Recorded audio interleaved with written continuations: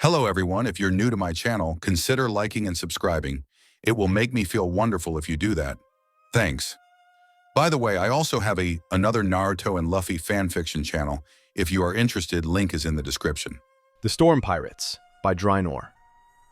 What if Luffy never ate the Gomu Gomu no Mi? Instead, he devours the Arashi Arashi no Mi, the Storm fruit, gaining the power of tempests, lightning, and wind itself. With the power of the storm in his hands, Monkey D. Luffy will turn the world upside down and forge a new legend as the captain of the Storm Pirates. Big shout out to the warlords of this channel: Throat Punch, Rodarius Jones, Native Warrior, Claude Lefrace, Neo-Esker 23, Derek Dowdy, Zazu Syaz, Abdul Rauf Ali, N3WT, What If Lord, Black Money Young Leon, Garrick Russell, Case Clark, KSGPL4YZ, and Brian McKenzie. You know who you are. Want to stand among the warlords? Join the channel membership and show your support. Adios. Days after days passed, and the crew was still staying in Baratie. Luffy was still trying to convince Sanji to join their crew, but the blonde just wouldn't budge, his mind as hard as a rock.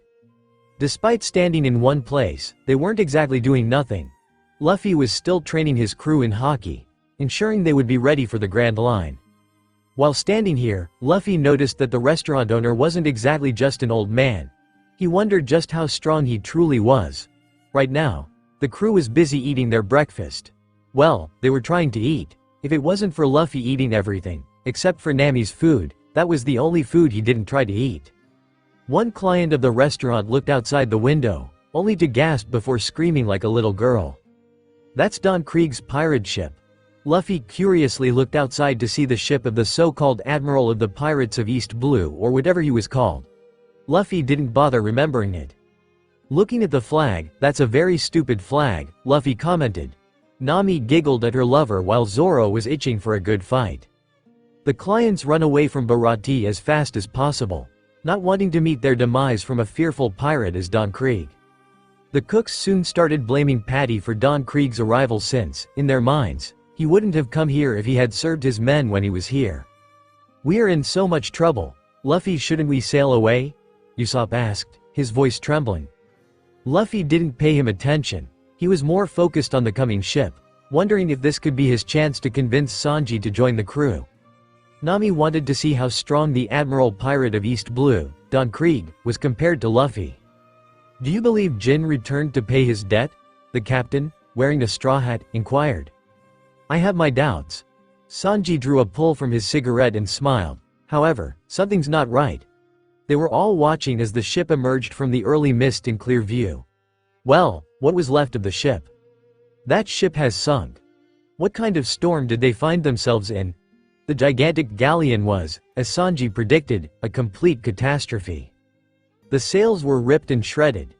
The screaming saber-toothed cat figurehead was half gone. About halfway up, the main mast was damaged. The wood seemed to be barely holding together. The ship looked to have barely survived a massive storm. The front door of the restaurant crashed open, showing a massive man. Soon they saw the big man was actually supported by none other than Jin, who was desperately trying to hold him standing. Who the Straw Hat crew knew was Don Krieg looked different than they expected. He had gray hair and bushy sideburns and bandages wrapped over his head. Please help me. I need food." The man identified as Don Krieg spoke, his voice weak and trembling. "Please, I need food and water. If it's money you want, I have enough." "What the heck is going on?" Patty asked before his eyes found the so-called Admiral of Pirates. "Is this half-dead looking person really Don Krieg?" he said, but more like taunting the pirate.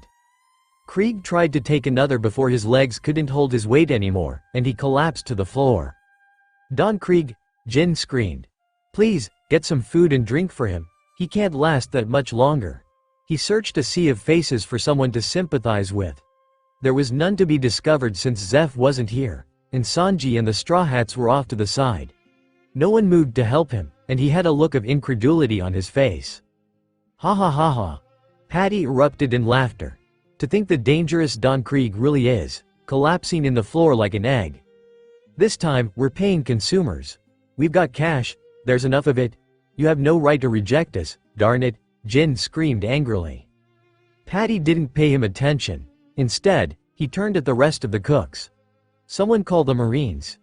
They'll never get another opportunity like this, Patty said before turning at Jin, who was glaring at him. Don't give him even a glass of water. The cooks seemed to agree with what Patty was saying. Don was a dangerous pirate. They couldn't take the chance, not mentioning Don Krieg was known to be a piece of shit pirate. I'm not going to hurt anyone, Krieg begged, barely saying his words. If you give me food, I swear I'll go away peacefully. Please, help me, he was on his knees, begging. Captain, you should not do something like this. You're a great pirate. You shouldn't drop your head in front of others, Jin said with tears in his eyes. Krieg ignored his men and instead begged more. Even the leftovers would do as long as it was food. Most of the crew was shocked to see a pirate like Don Krieg on his knees begging, except Luffy, Zoro, and Nami. Nami knew the man was lying because she used this trick sometimes to get what she wanted. While humiliating, it worked most of the time. Are you trying to make us cry? You will get no food here, Patty said with a chuckle. Before Patty could say anything else, his face was kicked, sending him crashing against the wall by none other than Sanji, who was holding a plate with food and a bottle of wine. Jin, hand this over to him. Krieg began scarfing down his dinner with moans of relief as the two gaped in amazement. Sanji. One cook shouted in terror. Doesn't Sanji understand who he was helping? He started explaining how Don Krieg had attacked peaceful ports and how he would use marine flags to fool the villages not to attack him on sight, how he had betrayed and killed people behind their backs. Someone like him should starve to death, that's what a monster like him deserves, he shouted, and soon everything he said was proven right. Sanji was suddenly sent flying across the room by Don Krieg, who was grinning from ear to ear, an empty plate in his left hand before he threw it away. Zoro looked unamused but not shocked. Nami clenched her teeth. This pirate was no different than that monster. Usopp was trembling like a leaf. On the other hand, Luffy just stood, his arms crossed in front of his chest, his eyes covered by his straw hat. Everyone was surprised and scared by the sudden change of events, but Jin felt betrayed more than anything. Captain Krieg! Exclaims Jin. You promised you wouldn't hurt anyone. That guy gave me food. He saved us. Don Krieg's huge hand grabbed his shoulder and crushed it. Jin screamed in agony from the pain. I have never tasted such delicious dish, Don Krieg said, smirking at the rest of the cooks who took steps back, away from him. It seems the snake finally bares his venomous teeth, Sanji said, not harmed by the pitiful attack of Krieg. Good ship you have here, Don said, looking around before setting his eyes on the cooks. Is mine now, he stated with a growing smirk.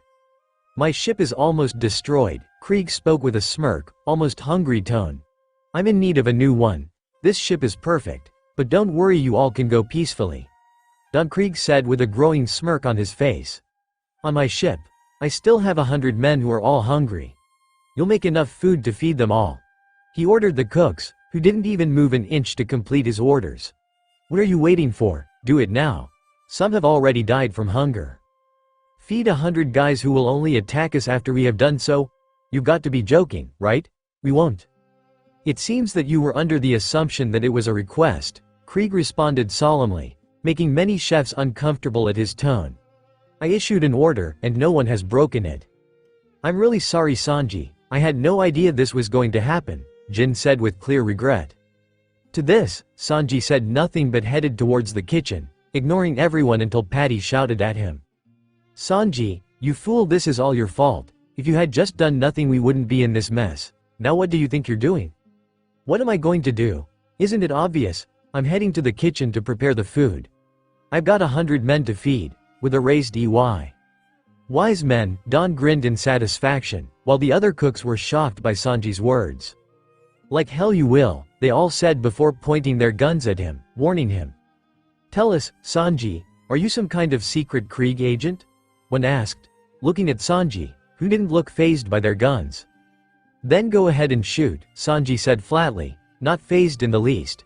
The chefs screamed and jerked their firearms back. Do you think I'm not aware that they're S? The blonde made a sneering remark. As a cook is my sworn duty to feed hungry people. Save those bullets for his men if they decide to attack. he said before smoking his cigarette. I provide food for hungry people. What happens to them after that is irrelevant to me. I'll murder them personally if they decide to bite the hand that fed them. Patty struck Sanji in the back of the head with his massive hands, ignoring what Sanji was saying. This is getting out of hand, Nami commented at her crew. Usopp wondered why they were still here, to begin with. Zoro was just looking bored, waiting for permission to cut them down like dogs. Hold this fool down, Patty ordered at the others. I have seen you giving food to people I turned away, but back then I didn't say anything since I couldn't tell who was right and who was wrong. But this time, you're completely incorrect. I'm going to defend this place by myself. He pulled the cover off his package, showing a big, shrimp-shaped hand cannon. Fortunately, we just have to deal with Krieg. He won't be able to defeat all of us. He raised the gun and aimed it. This is Baratie, a prideful place. Every day, pirates arrive with the intent of causing havoc. We're more than capable of dealing with people like you, the cook stated, aiming his gun at the pirate captain, who narrowed his eyes. Don Krieg, we still haven't served the dessert, how about some now? Meatball of doom. Patty screamed and launched a cannonball at Krieg. The ball collided with the hulking pirate, engulfing him in a massive explosion. Don, as his captain was thrown through the doors and out of the restaurant, Jin shouted, thinking his captain was dead. Shit, I blasted the door, Zeff will have my head, Patty said nervously. It's all right, Patty, Carne said, reassuring him. It was to protect this place. Chef Zeff will understand.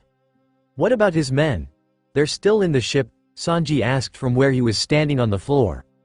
Patty turned to him. How about we smear butter on the ship and light it on fire? He suggested, with many approving of his idea. That dessert was very heavy, not even a one-star restaurant. Krieg stepped back into the room, unscathed. His body was covered in golden armor from neck to torso. You dirty pirate, rush him, Patty screamed, and all of the chefs rushed the enormous guy, wielding massive tableware-styled weapons. Do you have any idea with who you are dealing with? Krieg yelled as he drew 2 handguns from his armor and 10 more from different sections of his body. He quickly started fire. But the bullets didn't reach any of them. Instead, between Don and the cook stood one Monkey D. Luffy. One thing many noticed was his body wasn't wounded. Instead, the places where the bullet should have penetrated were dark clouds making tiny sparks around Luffy. Who are you? Don demanded. Who is he to do this? This Warren, on the other hand, Sanji murmured under his breath. The Urashi no mi fruit, with a slight shiver, knowing this fruit was no joke. My name is Monkey D. Luffy, and I believe you're not welcome here anymore, Luffy stated with a serious look. Zoro at the side smirked, his hand on the pommel of his swords. Nami was impressed that Luffy saved the cooks from the bullets, before grabbing her staff, preparing to fight for her captain. Usopp looked insecure before swallowing a huge breath. This was his chance to show he was not a coward. Johnny and Yosaku followed what Zoro did, ready to protect Big Bro Luffy. You tiny worms believe you're going to be able to defeat me. I'm the most powerful man to ever exist. My armor is made of gold. Nothing can penetrate it. No one has ever been able to defeat me. I'm the strongest, he claimed in front of everyone. You done? That query was met with dead silence as Krieg glared at Luffy. Wrath actually flowing from him as a vein visible on his forehead pulsed. You really think you're the strongest? Your name is neither Whitebeard, nor Kaido or Dragon or Shanks. So you're nothing, Luffy said with a serious look. What was that brat? Don shouted in anger. Did I say anything that wasn't clear? I have known people who could defeat you in their sleep, Luffy said as he thought of his grandpa, Mihawk, Shanks and many others. Krieg was about to attack when a huge bag dropped in front of him. What is this? Owner Zeff. The chef screamed in disbelief. 100 men's food, Zeff answered sluggishly. Get it to your men as soon as possible. Did they say, Zeff? Krieg seemed to be sweating profusely. Sir, you couldn't possibly feed them that. They're going to go after the ship once they've recovered, a chef screamed. Oh, they'll do it, won't they? Krieg's expression clouded, but Zeff's smile remained. That is if they still have any fighting spirit. Grand Line dropouts, isn't that correct? Not even Don Krieg make it. The chefs were ecstatic. The Grand Line vanquished the strongest of the East Blue. Jin had a horrified look on his face, remembering that cursed place. You're Zeff? Red Leg, Krieg looked at Zeff as if he couldn't believe he was speaking to him. Captain and the amazing chef, so you're still alive, right? And, you have nothing to do with my existence. As you can see, I'm currently working as a full-time chef. Zeff responded with not a single hint of fear in his eyes. A full-time cook? That's a clever way of putting things. It would be more accurate to remark that there is nothing more you can do right now. Krieg let out a hushed chuckle. To hear about red-legged Zeff is to hear of a warrior who could kick so hard that the blood of his adversaries would stain his shoes. A man who could destroy rocks with just his legs and leave impressions on steel. In a battle, the guy who would never use his hands. You've devolved into a ridiculous nobody. Are you a full-time cook? Huh? You'll never be able to put your red shoes back on? You've become a chef because it's the only thing you know how to do. He smiled. According to what I've heard, you perished in a shipwreck. You appear to have made it out alive, although at the sacrifice of one of your precious legs. You can't fight now that it's gone. Sanji had a look of utter rage on his face as if he wanted to rip Krieg apart himself. It doesn't matter whether I can fight or not as long as I have these hands. I'm still a decent chef. Zeff responded indifferently. Are you going to get to the point, or are you going to babble on and on? The Grand Line, you not only navigated those seas, but you did it safely. You must have maintained a journal of your journey. Give it to me, Krieg was adamant. Hearing this, Luffy's eyes turned to stars, wanting to know about this old man who apparently had been in Grand Line. You have been in Grand Line? Luffy asked eagerly. Yes, kid, Zeff confirmed the news. And you're correct. I did keep a journal. It is still in my possession today. But I'm not going to pass it up to the likes of you. My staff and I are really proud of that logbook. It's much too precious to entrust to a weakling like you. Weakling? Krieg screamed angrily. I have never been defeated. I can crush mountains with my bare hands. How dare you call me a weakling? He boasted his achievements. It's pointless to explain it to someone as stupid as you are. Zeff responded, not showing the slightest hint of fear. In that case I will rip it off your dead corpse. Grand Line might have defeated me, but I'm still the most powerful man in the world. Don Krieg. It was merely a matter of lack of knowledge on my part. It was the only defect going to take your logbook. I'll rebuild my squad and tackle the Grand Line once I have it. I'll track down One Piece and rise to the throne of the Pirate King. Even Kobe has more chances becoming the Pirate King than you do. Not mentioning there can be only one Pirate King. That's me, Luffy stated right in front of Don, who was red in the face from anger. The other cooks backed away in fear, while Sanji and Zeff stood their grounds. Are you planning on fighting, Luffy? Zoro asked, pulling out his most powerful sword. Is that your team? 2 punks and a young lady? Are you trying to make me laugh? Krieg sneered. You forgot him, Luffy said, pointing at Sanji, who was roaring in denial. Don't make fun of me. USBAG, Krieg finally lost his cool. On that nightmarish sea, my whole 5,000-man crew was wiped out, all because we lacked the necessary information. It wouldn't make a difference even if you had 50,000 soldiers. If you aren't powerful enough, the Grand Line will put you to death. This is how the term, Pirate's Graveyard, came about, Luffy stated. As Krieg's face went crimson with wrath, everyone in the room remained silent. Only 100 people out of 5,000 made it back. I'm surprised that those 100 has not yet abandoned you, Luffy spoke. You little worm, I will kill you. Once I skin you, I will rape that little boy. To everyone else, everything that happened next was only a blur. Only Zeff was able to kinda follow Luffy's move. Don himself didn't understand what had happened before he coughed blood from his mouth. His body not moving, the feelings of his limbs disappeared, as if they weren't there anymore. His eyes started bleeding, but despite the blood, he felt no pain, he felt nothing. The others saw what a moment ago was his chest, but instead, there was a hole almost the size of a hand, blood leaking like rain, as the boards went red with blood. Captain, Jin exclaimed in horror. Don wanted to ask why he was screaming before everything slowly went dark. The last thing he saw was the boards coming towards him. His body fell on the floor, Luffy standing just 1 meter from where the dead pirate stood. Almost everyone paled at the speed demonstrated by Luffy, whose right hand was red with blood. Nami smiled at her captain. While it wasn't the first time she got threats like that, she was happy that her captain protected her dignity from garbage like Don. Zoro, on the other hand, looked annoyed that he wasn't the one to defeat Don Krieg. Usopp had gone as pale as snow. He gulped and made a mental note to never piss off Luffy. Sanji looked shocked, but not from the power, but more the captain protected the dignity of his crew. A smile crept on his face. It seemed Luffy wasn't someone to leave his nakama behind. Luffy approached the bag of food and took it. He turned around and went back to Jin, who was still lying on the floor, white face, dropping the heavy bag in front of the shocked guy. "Feed your crew. This is your one and only opportunity," Luffy remarked while looking Jin in the eyes. "You killed my captain," Jin suddenly yelled, standing up. Zoro prepared to cut him down, but Luffy raised his hand. Jin clenched the staff in his hands, ready to attack Luffy, who looked at him with a cold look, almost freezing him. "I will give you one chance, grab the food and save your crewmates, but attack me, and I will make sure that you and your crew will go where your captain is." The whole atmosphere seemed to be freezing, their breath suddenly visible, some feeling cold as if winter was upon them. Jin looked at the food before looking at Luffy again, cold sweat rolling down his forehead, almost freezing on his face.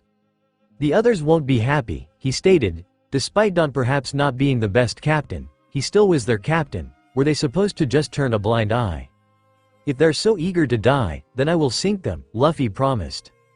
Jin calculated his options before taking the bag and sprinting towards the galleon. "What now, Captain?" Usopp asked, looking where Jin left just a second ago. "It's now a battle between pirate crews," Luffy expressed authoritatively. "Usopp, be ready for a fight. These people aren't going anywhere if they attack us."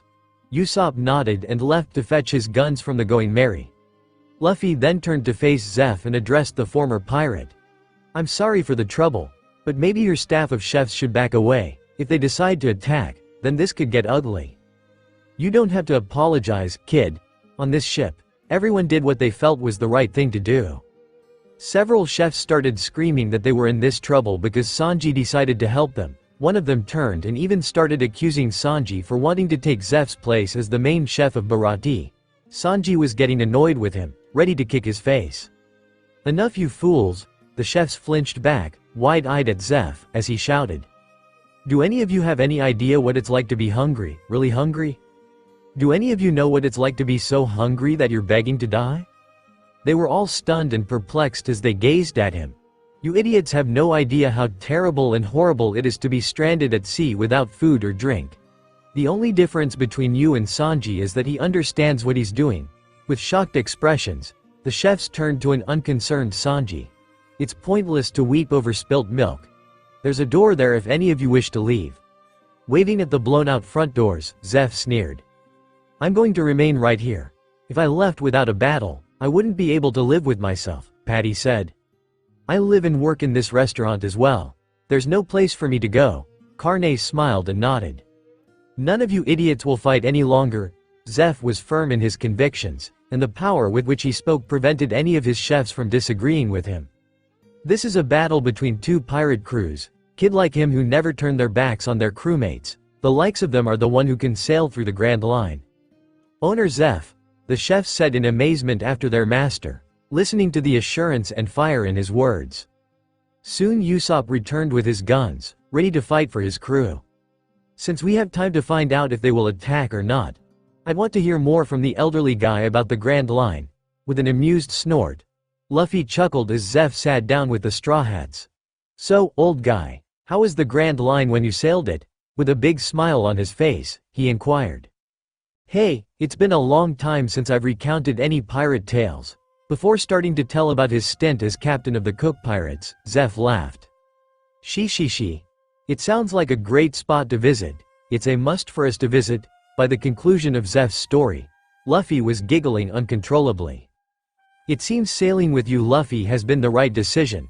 Our roads will lead to the same place, you as Pirate King and me as the best swordsman of the world," Zoro stated. "You're the kind of person that rushes to his doom." Sanji shifted his weight and exhaled the cigarette smoke. "True." Zoro was quick to respond. "But leave out the word, idiot." He focused his attention on the blonde cook. "I've had no connection to life since I resolved to become the greatest swordsman in the world. Only I have the authority to declare myself an idiot." "You're absolutely correct." Luffy smiled broadly and slammed his hand on the table. Nami chirped with a charming grin, "Yep. I must say the same as a guy who will be a great sea fighter." Usopp drew his arms around his chest. Zoro looked at the gunman, puzzled. "Shut up," says the gunman. The swordsman grinned as the gunman snapped. Zeff had a smile on his face for the first time in a long time. He was grinning widely and gazing about at the small group of people. "That sounds like my old fantasy, as well as this stupid little eggplants," Zeff laughed.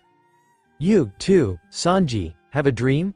Luffy's eyes were sparkling like stars. The all blue?" As he glanced across to Luffy, Sanji groaned and let out a stream of smoke. "Nope." With a shake of his head, Luffy expressed his dissatisfaction with the situation. "However, I'd want to learn more about it right now," Sanji grumbled before proceeding to tell the Straw Hats about his dream with a grin on his face. Krieg's galleon outside, the Krieg pirates' remaining members were cheerfully devouring food, relishing the sense of power returning to their bodies. "Where's the captain?" one asked, looking at Jin, who felt as if a whole whale was resting on his shoulder right now. With a deep breath, Jin opened his mouth and prepared to tell them what happened with the captain is. Baratie Sanji has just completed telling the Straw Hats about his desire to locate the All Blue.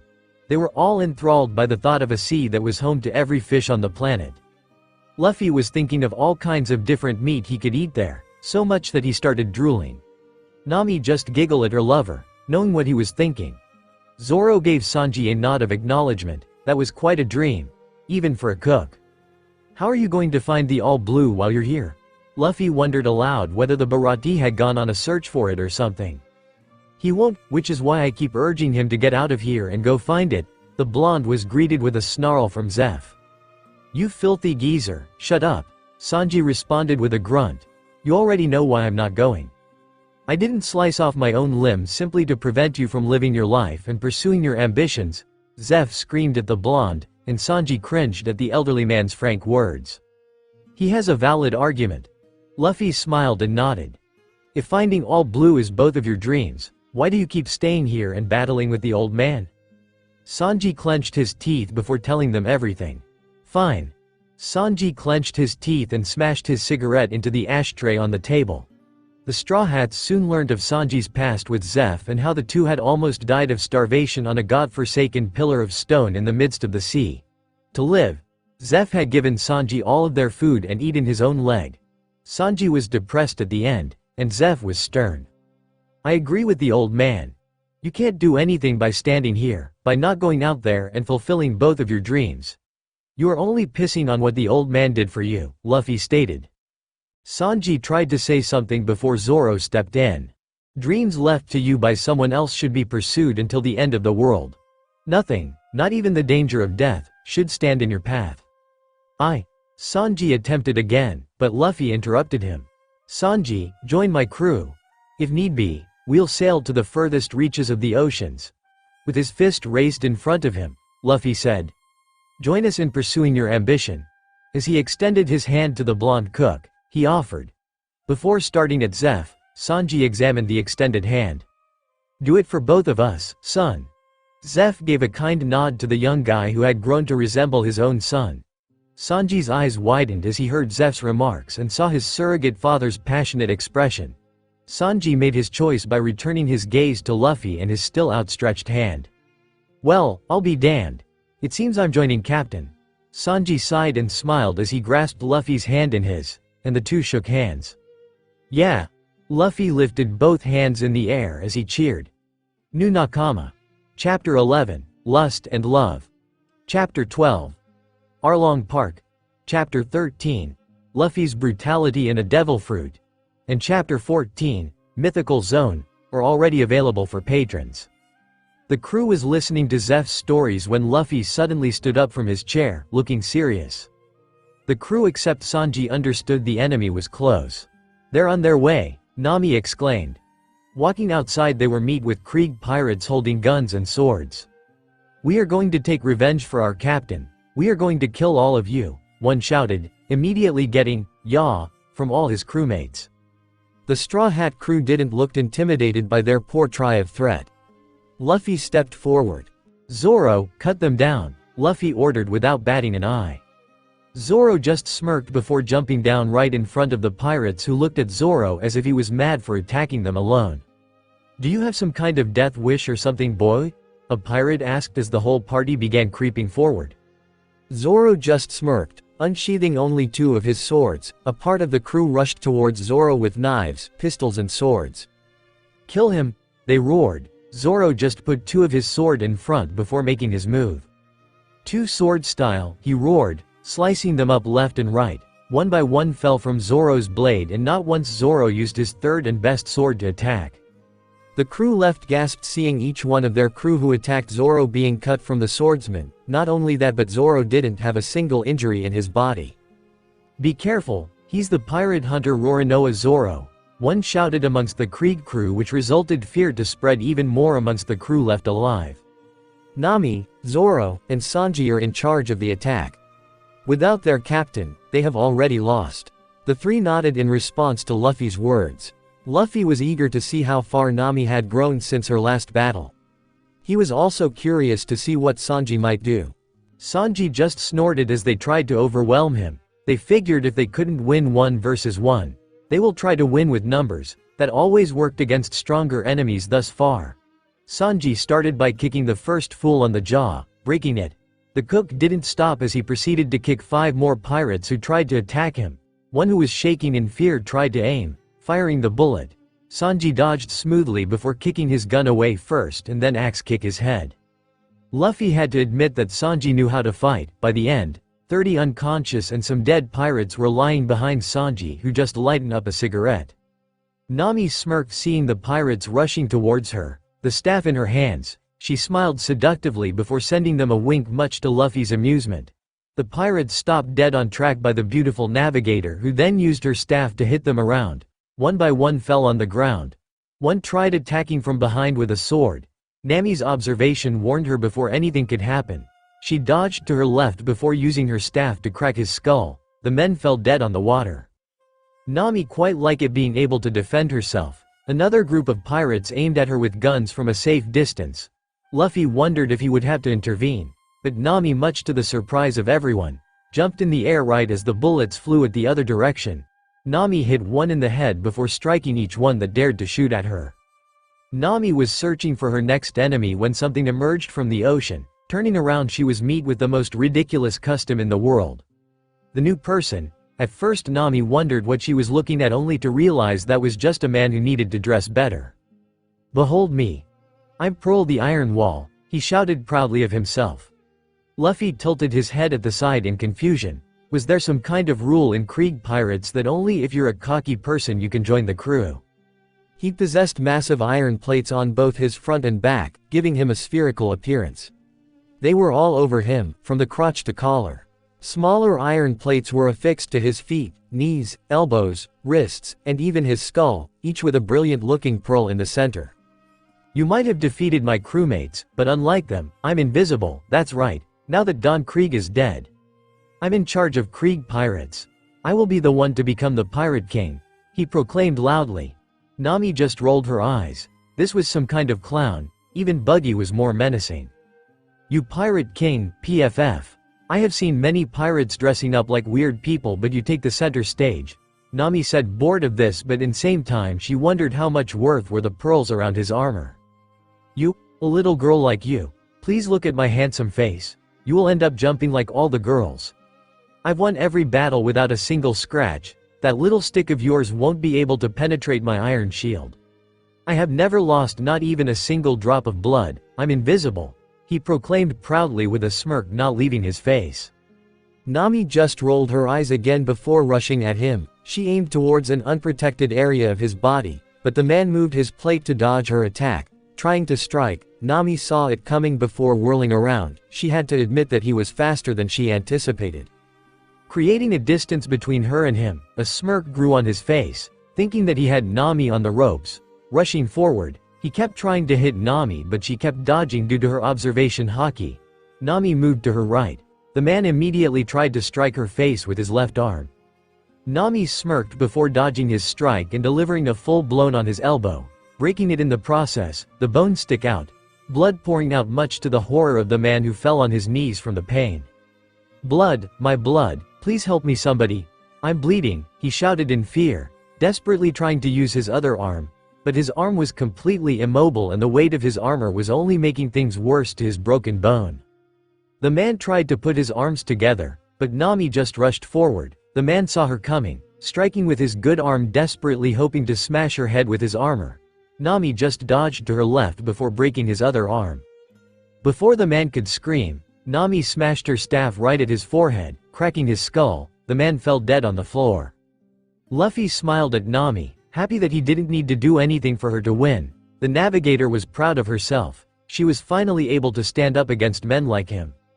Now that the party seems to be over, she started observing the pearls around his armor. Sanji smoked from his cigarette when Jin slowly came out from inside the ship. Luffy raised an eyebrow at Zoro, wanting to know what was up. He was tightened with ropes inside the deck, and it seems he tried to stop them. Zoro spoke. Everyone nodded and could see Jin was heavily injured, his face full of blood. "What will you do now, Jin?" Sanji asked, stepping forward, wondering if the man had anywhere to go. "I will return back to my hometown. My mother is still there. I will become what she always wanted me to be, a farmer." Jin replied with a cheeky grin before turning to look at Luffy with a severe look. "I underestimated you, Luffy. Your crew is strong, especially you, and I'm not talking just you. Your whole crew is capable. If anyone can become the Pirate King, it will be you," Jin stated, smiling. Luffy returned the smile. "It's finished." Zoro drew all three of his blades and sheathed them. Sanji grimaced as he took a cigarette from his pocket and lit it. Usopp had been able to kill at least 9 pirates using his slingshot and guns. Sanji decided to go back to the restaurant. He needed to discuss a few things with Zeff. Nami walked up to Luffy, who smiled before kissing her sweet lips.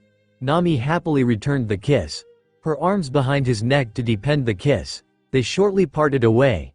Nami could feel her heart racing with desire, but this wasn't the place for that. Maybe later. "You did very said," Luffy complimented. "Thank you, but now that we have defeated the pirates, now the best part comes," Nami said, her eyes suddenly sparking like a star. Luffy tilted his head at the side in confusion. "We can finally claim every bit of treasure I have left," Nami exclaimed suddenly with berry eyes, looking at the enemy ship with lust. Luffy laughed before nodding his head. "Very well, Nami, you know these things." After giving her the green light, Nami didn't waste time to look around the Krieg ship, soon followed by the others since they needed to help with heavy chests. Luffy made his way to the idiot that Nami killed. He could tell the pearls around his body were valuable. Turning his hand into lightning, he removed each pearl plate from his body. Usopp soon came out from the ship carrying an open chest filled with gold coins, jewelry, and many other things. Nami came out with her own chest carrying in her arms. Soon the whole ship was empty of every bit of treasure. Luffy grabbed a handful of gold coins from a chest before turning at Jin, who was eating inside the restaurant. Sanji had apparently prepared something for him since he had tried to stop the pirates from attacking. This team the chefs weren't opposed to it. Walking up to him, he put the coins in front of him. Jin stopped eating and looked up at Luffy in confusion. "Take these, your homeland might need it," Luffy said with a tone that clearly didn't take "no" for an answer. Jin swallowed his head, a smile formed on his face. Eventually tears formed on the corner of his eyes. He stood up before bowing his head toward Luffy. "Thank you for this, you have brought a big smile in my face," Jin said, smiling and crying at the same time. Luffy smiled back and did the same for Baratie since a part of their restaurant was destroyed during the attack.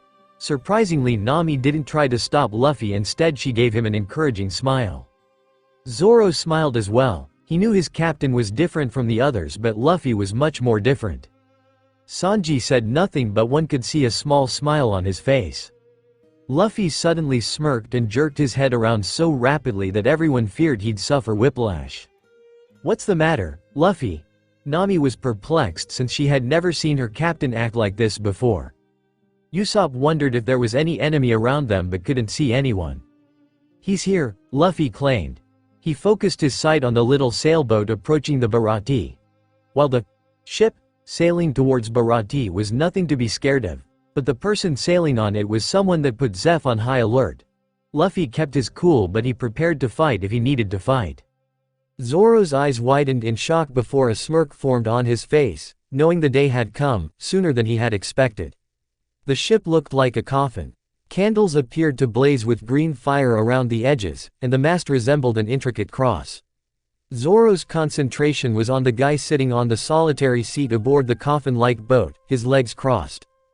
It was a legend, a swordsman known around the 4 seas, with black hair and striking golden eyes.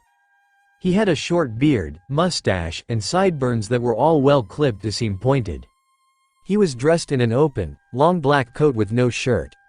It was crimson on the inside, with red sleeves and a floral design on his collar. His bright purple slacks were tucked into buckled boots. He wore a plumed hat with a big brim. A necklace with a pendant in the form of a huge cross draped around his neck. And what about on his back? A long, black sword hung from his back, its grip a smaller, more ornate replica of the cross that served as his ship's mast. How the hell did he get here in such a small boat? One cook asked, shouted. Idiot. Zoro took a deep breath and gently exhaled. Right now, it was the least important question that could be posed. What is he doing here? Zeff asked, his breath stuck on his throat. His eyes glanced at the pirate crew, mostly at the captain. He could tell, no one else could, but Zeff could see the captain was on guard, especially his muscles that looked tense. He wondered if any of them would survive this day. It solely depended on the coming swordsman.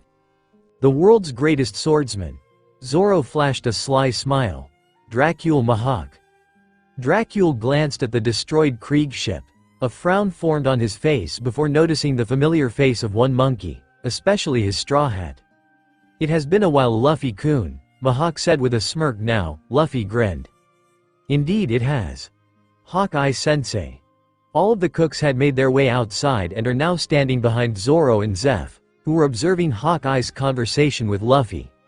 Luffy's right-hand man, Zoro, was looking at Hawkeye with a gleeful expression. There he is, achieving our dream is closer than ever before, Zoro thought excitedly as he placed his hands on his swords.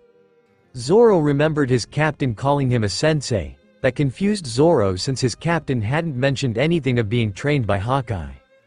Why are you here? Luffy asked. He knew they were kind of friends, but still, Mihawk was equal to Shanks, to a Yonko, and that's saying a whole lot.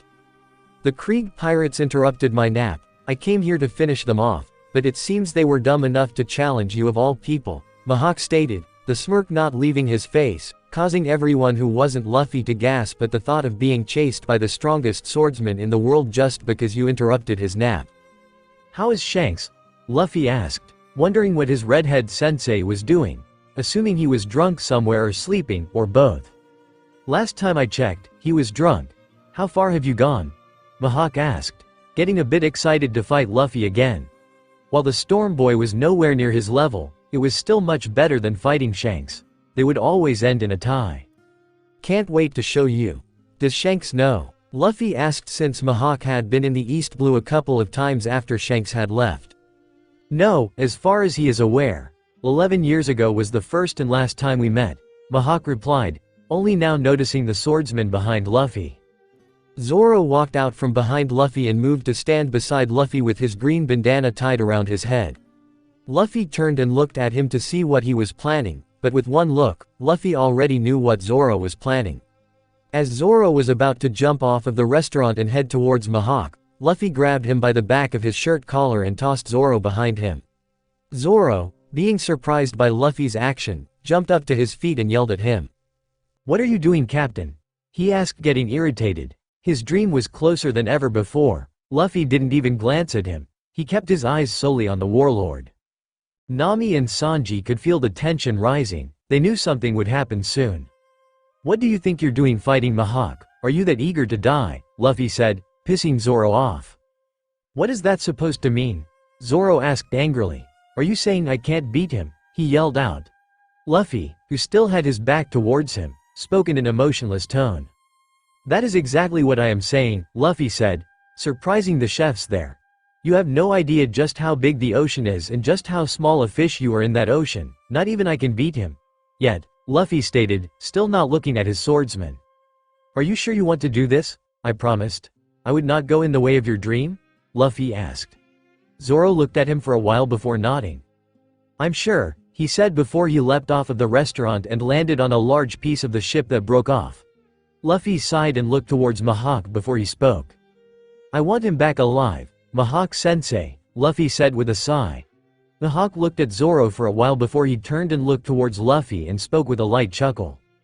I'll try, he said, causing Luffy to close his fist. His skin turned black from haki.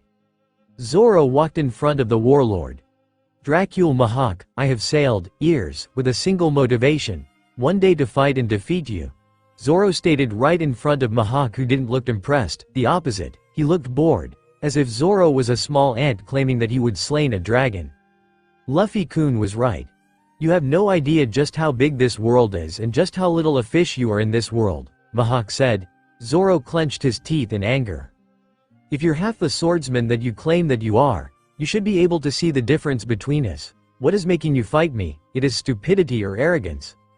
Neither, Zoro replied, clutching Wado Ichimonji between his teeth and his other two unnamed swords in his hands.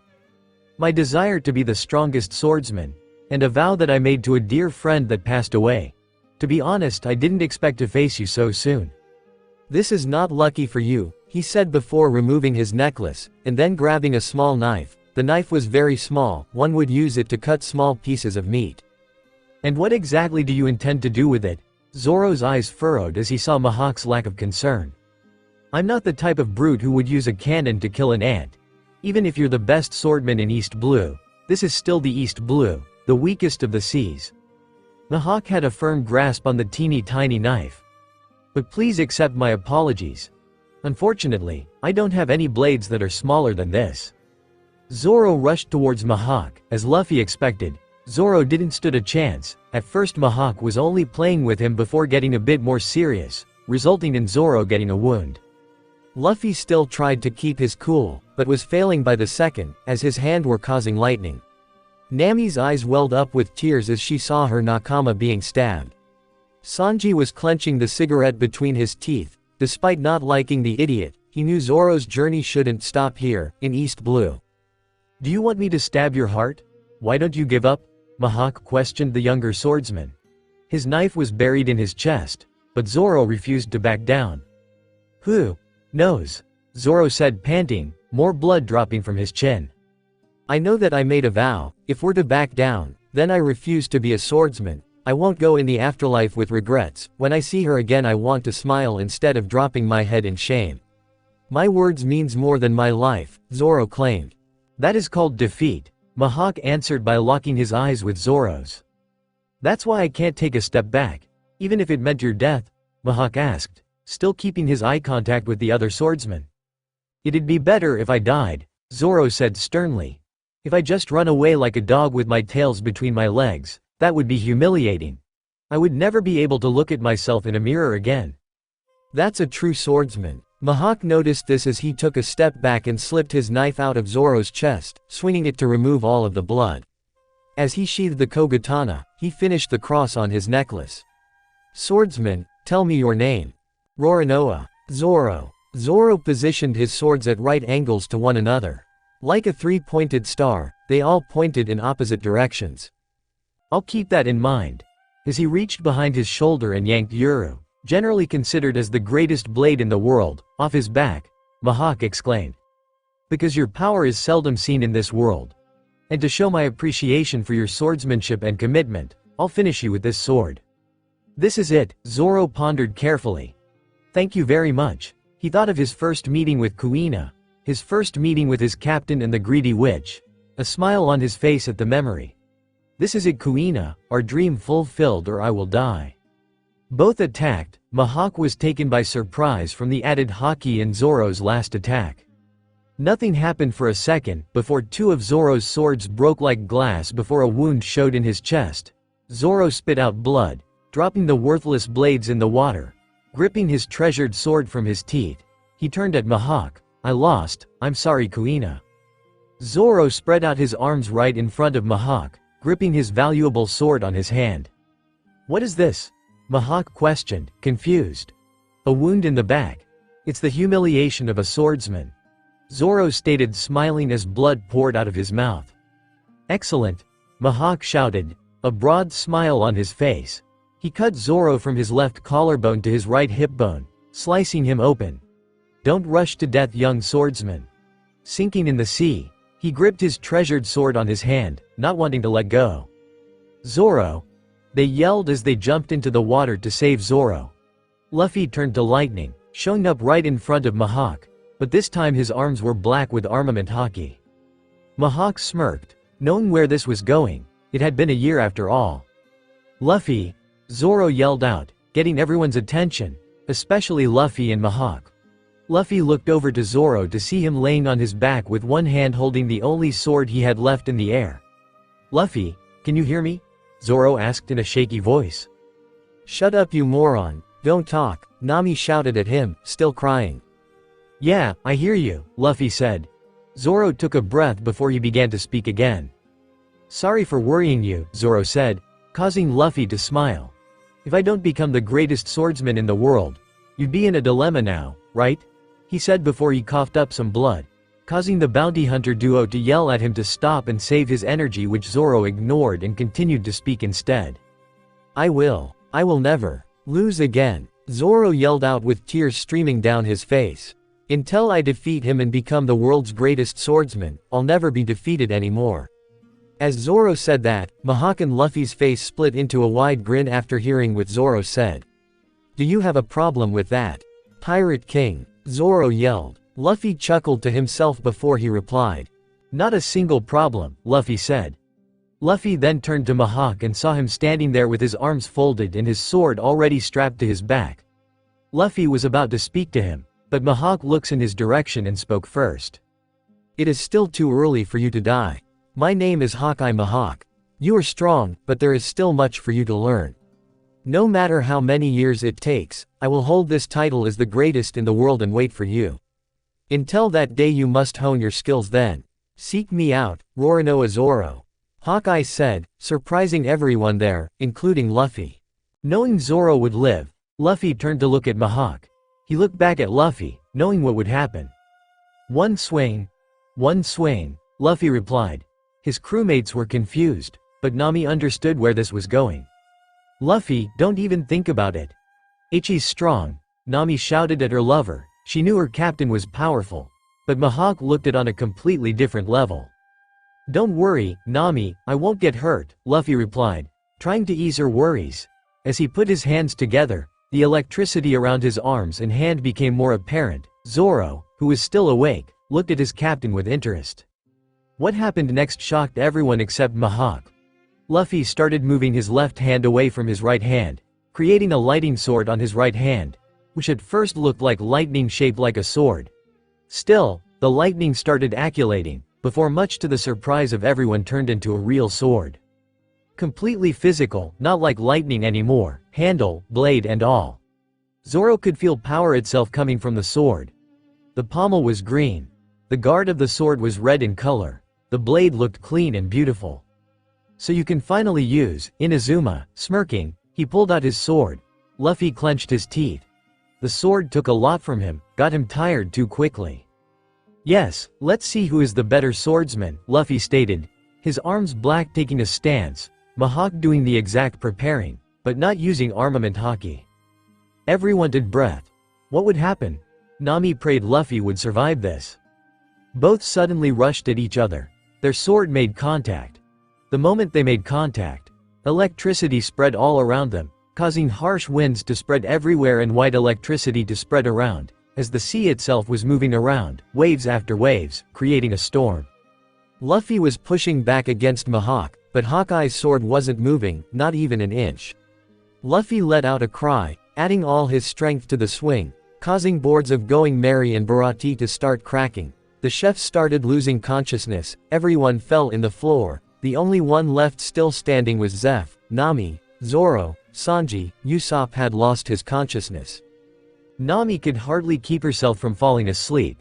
She couldn't understand why her captain was suddenly using Conqueror's haki. Mihawk turned his arms black, countering the newly added strength from Luffy. The pirate captain grinned in victory. This was the first time Mihawk used armament haki against him. Such power in a single swing of their swords, Zeff whispered as he stared at Luffy and Mihawk as they squared off in the middle of everyone. Sanji, who also had his eyes widen at the sheer power of the two men, couldn't believe what he was seeing.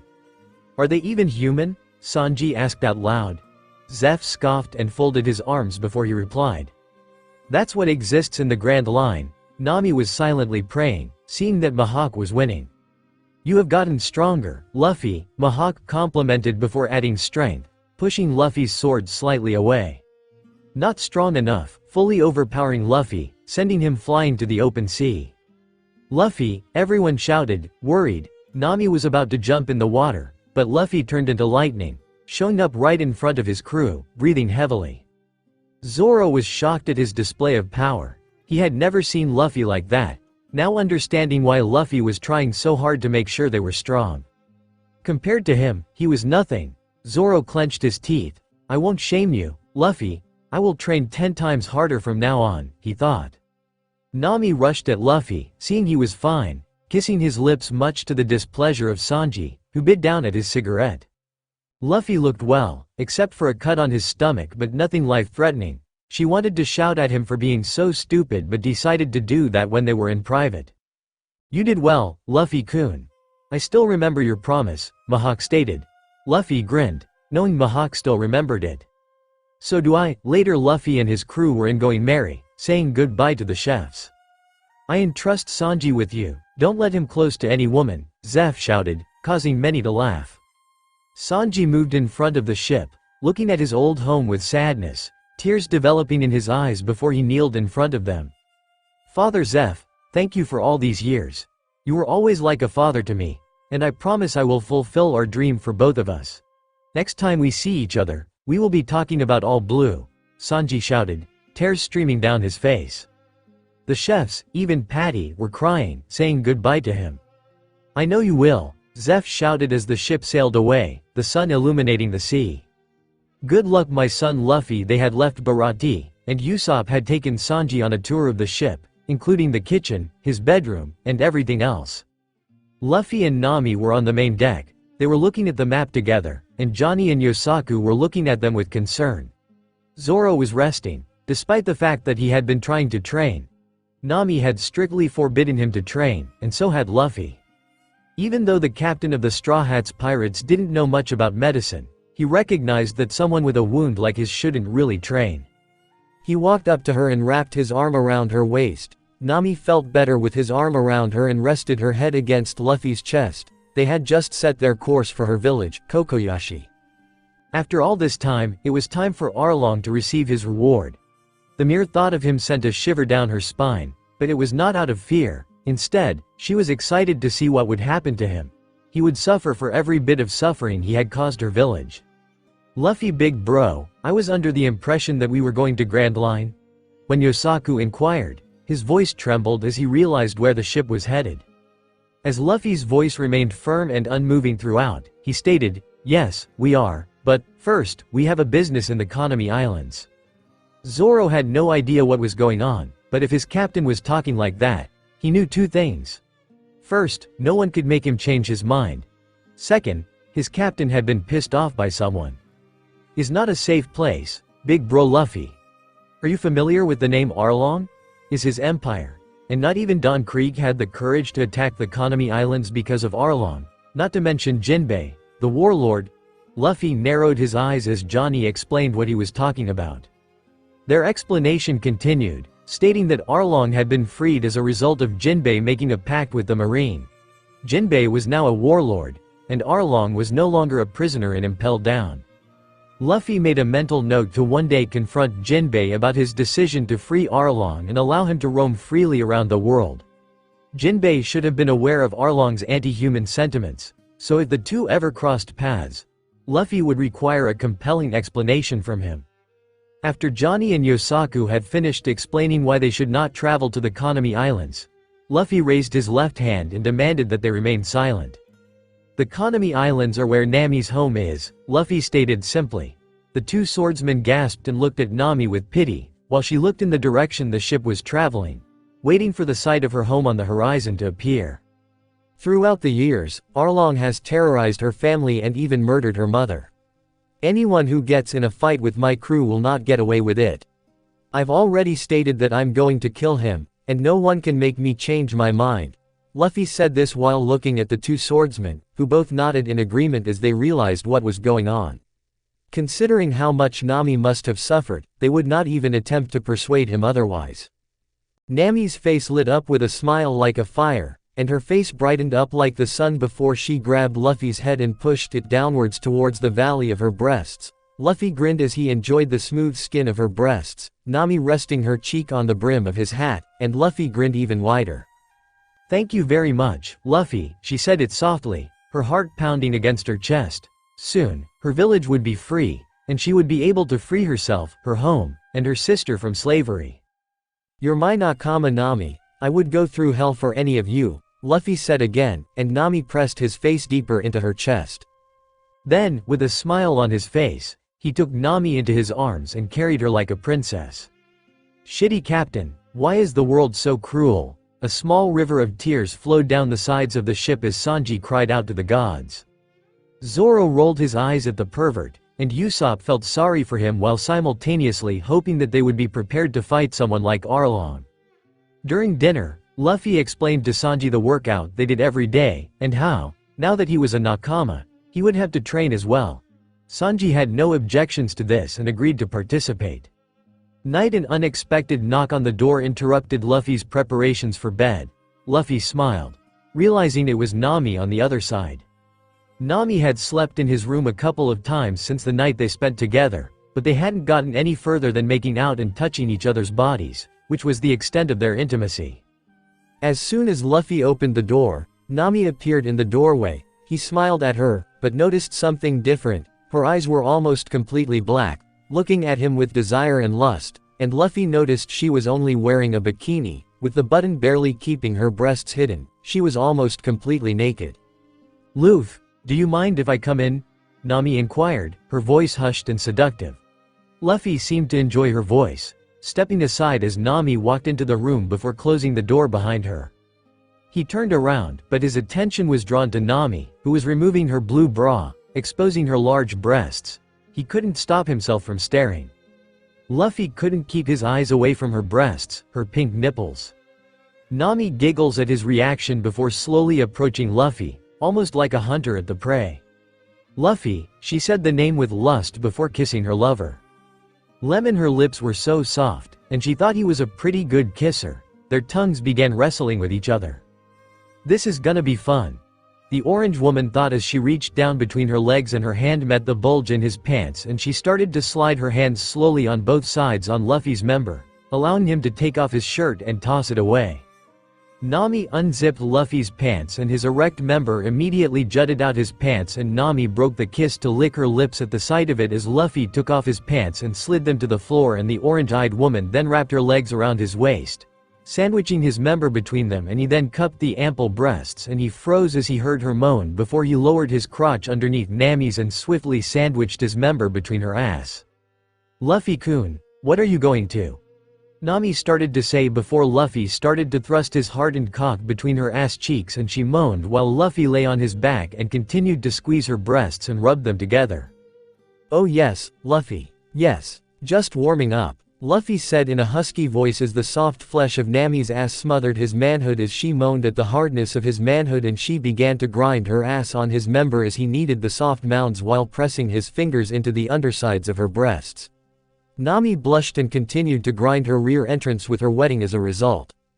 Nami wrenched her ass around Luffy's member that stimulated his manhood, and the two moaned as Luffy fondled her breasts and pressed his palms into the softness of the orbs, and he noticed her now wet entrance, and an almost cruel look appeared on his face as he released one of Nami's tits and slowly entered two fingers into her heat-filled entrance, and he sat up and kissed her again, and they started dueling tongues. With her mouth, her, and her ass all occupied by Luffy, she was glad that he knew how to pleasure her so well, and she complied by still working her hips. "She's so warm," Luffy thought as he thrust his cock between her ass cheeks and his fingers wriggled inside her moist womanhood, and she broke the kiss to moan as she placed her head over his shoulder, and his teasing continued when he started skimming his lips on her neck to leave faint kisses on her. "Yes, Luffy, please don't stop." Nami still worked her ass cheeks on Luffy's member with them sliding up and down his hardened manhood, and he worked between them while he wriggled his fingers inside her warmth. Luffy brought his lips to Nami's collarbone and started gnawing at it while still groping her breast and fingering her heated insides while she wrapped her arms around him and held onto him tightly as he continued to thrust between her ass cheeks that kept his member erect and at full strength while he carried on with his fingering of her. "Yes, Luffy, right there, don't stop," she moaned, feeling bliss like never before. Finally Luffy had stopped waiting.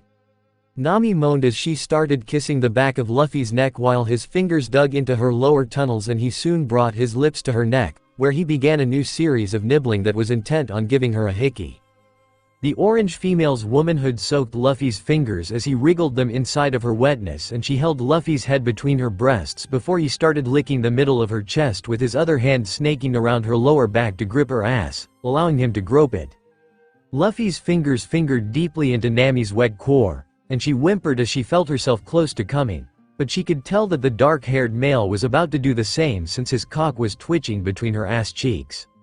Nami still worked her plump ass around Luffy's member, and he still nibbled his teeth on her neck, before kissing her nipple, his tongue licking it, before he sucked on it. Luffy had never tested something as delicious as her Nami's breast, sucking more causing her to moan. She grabbed his hair and pushing him deeper into her breasts. Yes, Luffy, suck them. Please, oh, she moaned, feeling she was in heaven. Soon, she moaned as she came on Luffy's fingers and her juices came streaming down his hand, and he released himself 1 second later as he came with the head of his member sandwiched between Nami's ass, and that only added more reason for her to moan as she felt the heavy impact of his cock unleashing itself. Splatted inside Nami's ass, and she fell forward onto Luffy as she rested her head on his chest while he brought his fluid-soaked hand to his mouth and cleaned it off with his tongue. "Nami-heim, you taste so delicious." Luffy complimented the orange female before he kissed her, and she held her head against his chest while semen dripped from between her ass down onto his lap while some of his still emerged from his cock. "Now, it's your turn, Luffy-kun." Nami seductively purred, and the two were in front of the bed next with Luffy standing up in front of her while she knelt down in front of him. The dark-haired male gestured at Nami, and she replied by smiling while she gripped Luffy's cock to start jerking him off while she held his balls in her other hand and toyed with them. Nami stroked the manhood in her hand with Luffy standing perfectly still while she marveled at how hard it felt, though it being hard was not much due to her still knowing how it felt when it came between her ass cheeks. Keeping that in mind, Nami continued to stroke his member while trickling her fingers through his ballsack in her hand before she brought her face closer to it, allowing her to take it into her mouth while Luffy shivered at how warm her mouth felt as she licked the front of his member as he gently placed his hand on her head and thrust into her mouth carefully. Nami's mouth remained as it was while she sucked on Luffy's member as he sent his swollen length into her oral entrance while the hot saliva soaked his cock and the warmth of it kept his members strong and stimulated. Nami kept on sucking. The deeper she got, the more addicted she felt with the taste, her tongue touching the tip, stimulating him. Luffy felt in heaven before he thrust it into her mouth, much to Nami's delight, the whole cock almost in her mouth. She didn't gag, as Luffy started fucking her face, gripping her head. Nami felt the cock on her throat. She liked being used like this by Luffy, before Luffy released her head. Nami released his cock from her mouth with a loud pop, sending Luffy a lustful look. Nami then did something unexpected by cupping her breasts and wrapping them around Luffy's hilt, making him groan at how soft the mounds of flesh felt on his cock while he thrust into them. The orange female smirked at this while Luffy began thrust into the breasts that held his cock within them as the erect nipples rubbed the veins of the manhood. Luffy took his hand off Nami's head and focused more on his thrusts into the soft orbs while they massaged his manhood, and Nami's mouth made the thrusts more worth it. Nami held her breasts together on the dark-haired male's length as she rubbed the orbs together on it before she took her mouth of it to blow on it, the air from her cool breath hitting Luffy's saliva-covered cock and making him shiver as a result. Nami began to lick the head of Luffy's cock while his hilt thrust between her cleavage that rubbed on it, and Luffy groaned as the woman smirked while keeping her eyes focused on his cock. The feeling of the soft breasts drove Luffy crazy as he helped Nami hold the large mounds together as he pounded his throbbing through the mounds of flesh that held his member inside while the hardened nipples pleasured the muscular veins they surrounded. Nami's warm tongue licked the very top of Luffy's manhood as he groped her breasts while still assisting her in holding them together on his length as he guided it through the cleavage with the orbs constantly bouncing on his length as it jetted through her large tits while she licked the head of it to keep it stimulated. Luffy groaned as Nami's mouth took his cock in, and he again shivered at how warm her mouth was on the inside as he carefully thrust into her oral entrance while she sucked on his every movement while still making her breasts bounce on his member to tease it. Nami's tongue twirled around Luffy's length until he groaned as her entire mouth took in as much of his cock as possible while he released his semen inside her mouth. Luffy splattered all over the inside of Nami's mouth, and she let out a muffled moan as she swallowed some of the semen before taking her mouth off of it and some trailed down his cock and into the deep cleavage that held it. Luffy's face broke into pure joy as his trailed into Nami's breasts and she once again licked the head of it before removing her breasts off it and standing up. The next minute, the two sat on the bed making out before Nami made Luffy lay back and she stood up to stand in front of him while facing away from him. She looked back to nod and smile at Luffy while he returned the gesture and she took a deep breath before sitting on his lap. "I will go slow, Nami. I don't want to hurt you," Luffy spoke, preparing to thrust inside her wet. Nami smiled sweetly at her captain. She loved how careful he could be, but she wasn't as delicate as glass. She wanted him to fuck her, without mercy. "Don't worry, Luffy. I know this. I came here knowing and wanting this from you," Luffy spoke before kissing his lips, taking his erection into her womanhood and taking her virginity as a result. Nami panted lustfully at how hard Luffy felt inside of her before she worked her hips to grind his hard length inside of her body. Luffy moaned as he thrust into the warm walls that his cock rubbed against, and Nami moaned while resting her ass on his lap to grind his cock inside her thoroughly as it was sent thundering into her. Yes, fuck me Luffy. Fuck me," she moaned, feeling complete. Nami whimpered as Luffy slammed his powerful manhood into her moist womanhood and he moaned at how warm she felt on the inside while she did likewise with how his cock was on the inside. The captain moaned as Nami grinded his cock that jerked into her and she moaned while her large breasts heaved each time she rode his slamming length. Nami's orange eyes started filling with lust and she blushed heavily as Luffy pounded into the warm walls of flesh that smothered his member warmly. Nami's plump ass smacked against Luffy's lap near her core to keep her aroused and working her hips to grind the member pummeling into her hot walls. Luffy moaned loudly before he reached up and gripped Nami's waist while he thrust his cock forth into her wet womanhood that felt so tight on his length with his hands holding onto her sides before they moved to her stomach to make circles around it before finally moving his hands upward to try and cup her large breasts. Luffy growled huskily as he cupped the breasts and started to caress them in his palms while Nami still rode her lover's length in complete tandem with his movements, with his thrusts penetrating her womanhood as it was slammed into with his ballsack heaving as well. Nami moaned and then fell back, her back on Luffy's chest with his cock still buried deep inside of her. Luffy rubbed Nami's tits together and he loved how warm and tender they felt in his palms while the orange-eyed woman bucked her hips in response to all of this. Nami gripped the sheets of the bed and held onto them tightly as Luffy's cock crashed into her tightening womanhood that grinded it, and Luffy was not sure as to what part of her felt better, her breasts or the plump ass that was slapping against his lap. "Yes, Luffy, fuck yes, Luffy. Make me your whore," she moaned, completely lost to the amount of pleasure. Luffy placed his lips on Nami's and the two lovers kissed as the orange-eyed woman landed her ass on his lap while their tongues met to do battle with each other. Nami spread her legs wider and still bucked her hips as she moaned into Luffy's mouth with his manhood slamming into her core, her breasts bouncing together in Luffy's palms as he made his crotch smacked into her ass. Nami's arousal soared high as Luffy's length thrust straight into her and slammed his cock into the warmth that kept him both stimulated and motivated. Luffy and Nami still made their tongues battle as he thrust into her one final time and she separated lips to moan, "Yes sso fuck," as loud as she could as her womanhood clamped down on his manhood, making him growl as he unleashed his white, creamy seed inside of her. The two lovers moaned as they released before they starting to pant as they lay their sweaty bodies still before Nami's inner juices, and Luffy's semen came streaming out of her womanhood before she got off him and lay next to him to kiss his cheek the next moment. "This was amazing, Luffy, you really were amazing," Nami said, her index finger circling his chest. "I'm glad. I was a bit worried that I wouldn't be able to please you," Luffy said before wrapping his arms around her waist. "Want some more?" Nami asked after she noticed Luffy's still erect member. "Yes, Nami." Nami lifted her right leg and placed it around Luffy's waist so he could help her lift her other leg, locking them around his waist to allow him to grip her ass. Nami then lifted herself a little and sank her womanhood down Luffy's length. He then began to restart his thrusts as Nami bucked her hips once more as her lover held onto her ass for a perfect balance. Nami moaned and pressed her jiggling breasts against Luffy's chest as she held onto him tightly while bucking her hips in sync with his thrusts as he rammed his manhood into his lover as she placed her head over his shoulder and started nibbling onto his neck while he sent his cock into her warmth as he groped her ass that he also used to help balance her on his erect member. Luffy kissed the back of his lover's neck as he carried on with pounding his stiff length into the orange female's tight womanhood along with the endless groping of her ass that smacked on his crotch.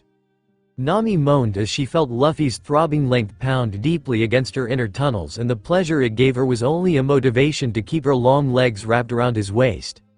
The pair moaned in bliss while they held onto each other. "You sure like my ass, don't you, Luffy-kun?" Nami asked. "Oh, yeah. I have something in store for it after this." Luffy moaned in response and Nami smiled in response as she figured whatever her captain had in store for her ass had to be something she would surely enjoy. Luffy pounded through Nami's folds and made her whimper while she felt his tongue licking the back of her neck while still nibbling on his neck as well. Nami's breasts rubbed against Luffy's chest, and he enjoyed the feeling of the soft orbs jiggling against his chest and he started nibbling the same area he finished licking, leaving a hickey on her neck. The orange woman bucked her hips in unison with Luffy's thrust, and she finally left a hickey on his neck as he had just done before they faced each other. Bright cerulean eyes gazing into dark green ones as the two locked lips once again. Luffy and Nami's tongues reprised their dueling for dominance while the male dark-haired felt his lover's ass smack against his lap as his cock slammed into her wetness. Nami's blush remained on her face as Luffy rammed his cock into her and her large breasts jiggled against his chest as they smother it in return and the two lovers kissed while their heat-seeking tongues scanned each other's mouth. Luffy and Nami groaned as they came with their separated lips to grit their teeth as the orange woman's insides coiled around the erection it held inside, taking in yet another splash of semen inside of it. Nami whimpered as she felt the pour out of her and drip to the floor while Luffy panted from how good the SX felt while he lowered himself to allow his lover to unwrap her legs from around his waist. Nami lay on her back on the floor panting with a pleased smile on her face while Luffy sat next to her with his erection as it was. "So, Luffy-kun?" Nami asked. "Yeah, Nami-heim?" Luffy said as he smiled down at her. "What do you have in store for my ass?" Nami said as she sat up. "I was thinking of letting you have it in there. If you want, that is." Luffy said and Nami smirked at this. "I love it." Nami said. "Really? Yeah, come on." Nami said and Luffy smiled in response as he got behind her and gripped her elbows. Luffy sighed as he placed his cock between Nami's ass cheeks and rubbed it against her anus like he'd done before. Nami bit her lower lip as Luffy rubbed his cock between her ass cheeks before he took in a deep breath and slid his member into her ass, his cock almost vanishing into her rear completely. Nami moaned loudly in pain before Luffy groaned at how tight her ass felt and he let out a husky growl before he began to pound into her. Her ass started to constrict around his member as he plunged into her and the orange navigator moaned as her body shivered in pleasure as Luffy's cock slammed into her ass that clapped together on his member as it drove into her. Luffy closed his eyes and smiled in pure bliss about how Nami's tight rear felt as he pounded into it while he held onto her elbows and her body followed his every thrust as her breasts swayed over the floor. Nami's face formed into true lust as her eyes halfway turned white and the blush she had took up most of her face as she moaned from how strong Luffy felt on the inside of her rear while she pitted her hips against his and the male dark-haired smiled at how warm and tight his lover's ass turned out to be. Nami's womanhood turned wet from Luffy's thrust slamming into her rear as its owner pummeled it down her rectum before he let go of her elbows and gripped her stomach for a while to slide his right hand upward to her swaying breasts to try and cup them while his other hand fingered her womanhood. Luffy smiled at how erratic Nami's breathing turned from her extra arousal sources being touched as she was still somewhat hunched over as the male dark-haired his cock into her clapping ass cheek and he moaned in delight on the rear mounds clapped on his member.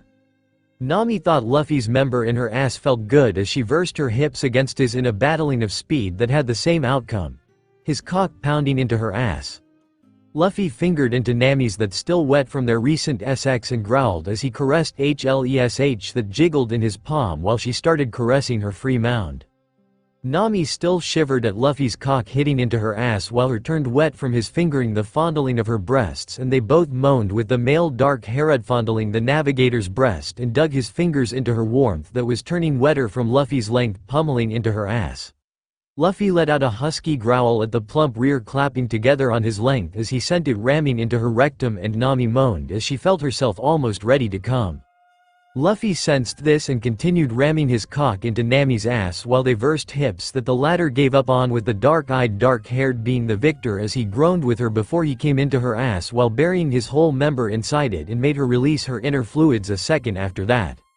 "Oh fuck yes," Nami whimpered as she came, and she swore she saw stars burst out of nowhere in front of her face as she panted from how warm the combined felt as it began to drip out of her rear end.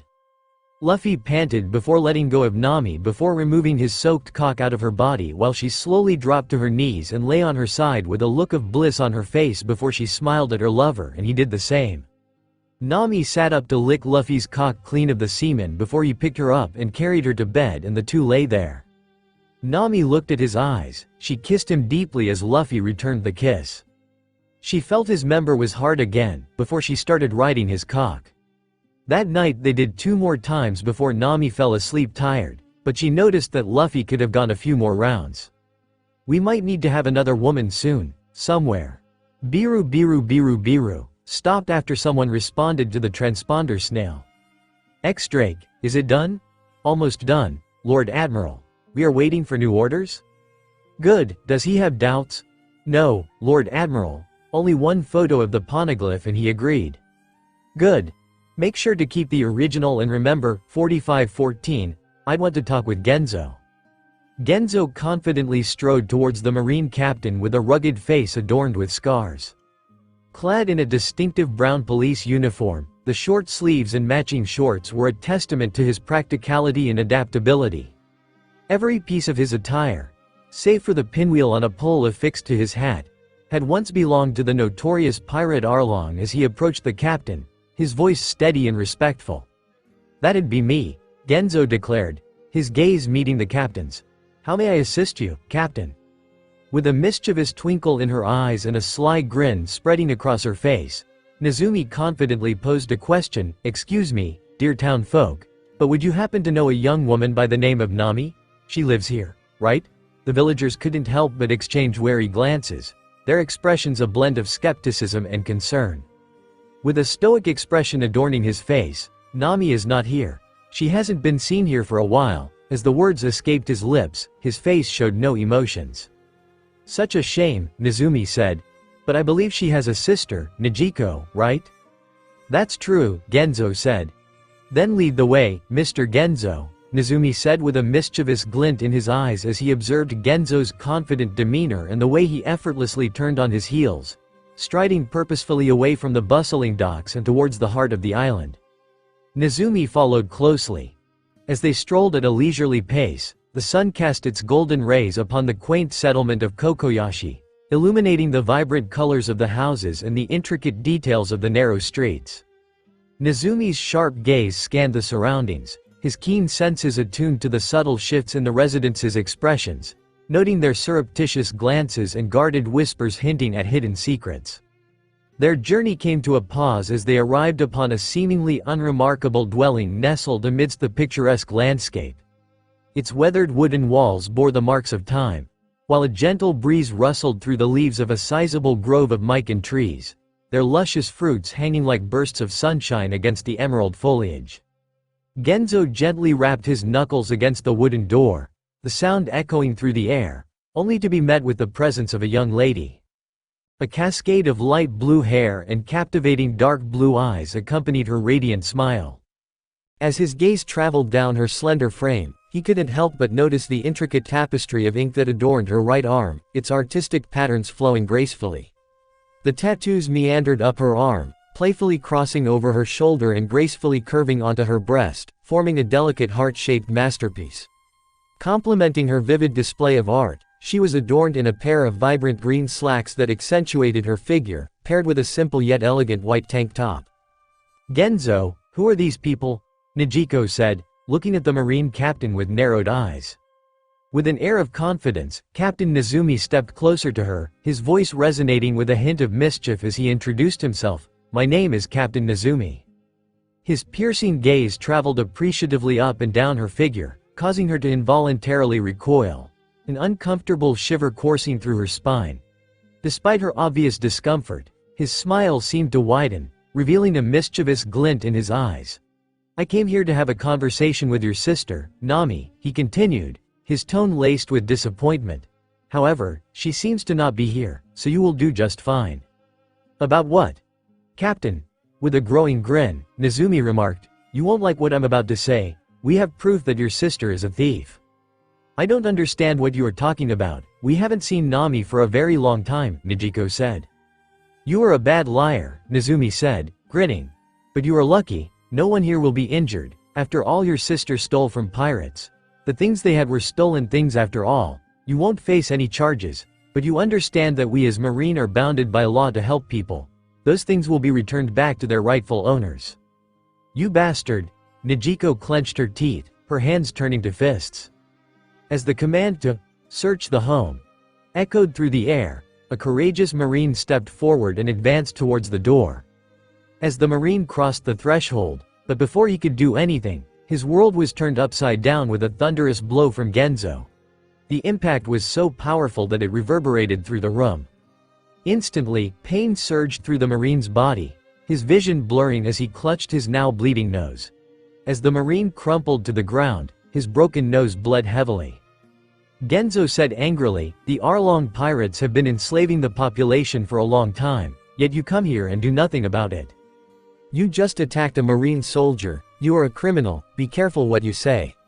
"You are lucky I'm feeling merciful today," the Marine captain said with a growing smirk before turning to face his soldiers.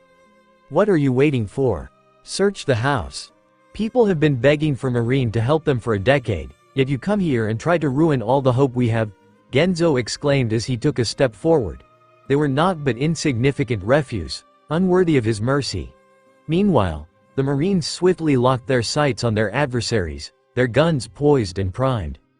"What's taking so long? We are not looking for a needle in a haystack.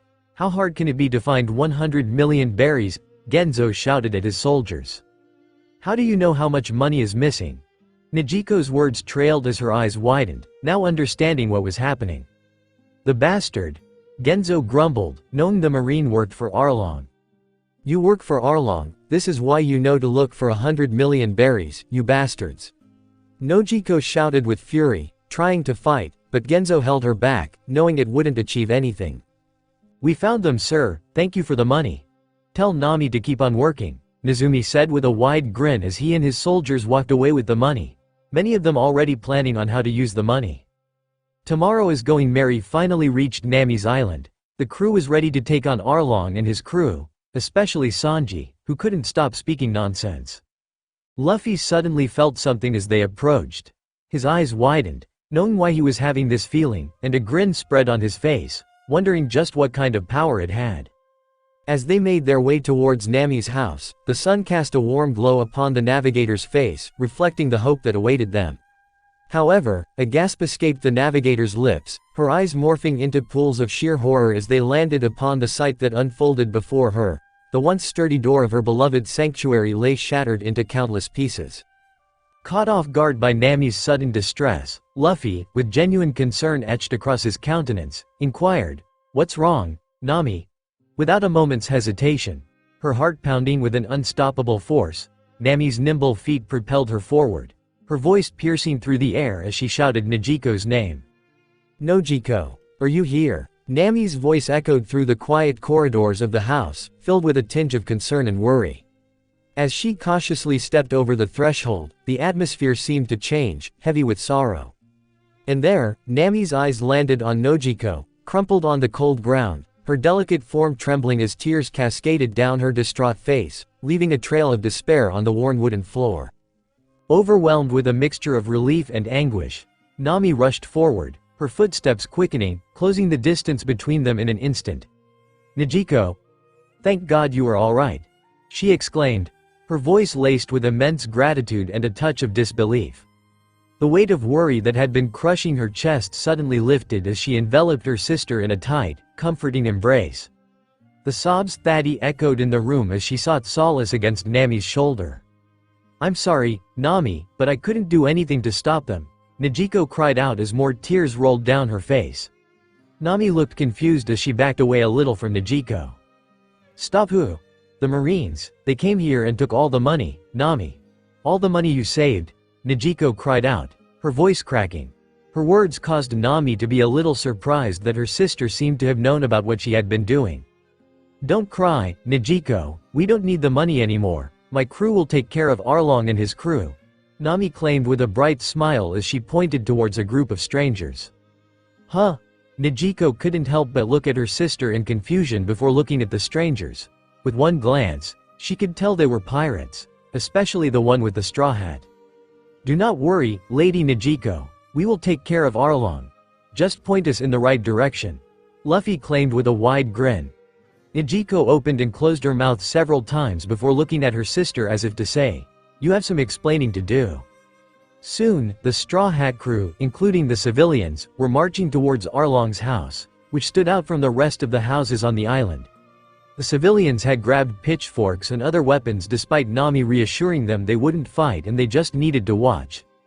Genzo walked beside Nijiko while keeping an eye on Nami and the pirate crew. He was still wary of them, but if Nami said they were trustworthy, then for now, he decided to just watch and see what happened.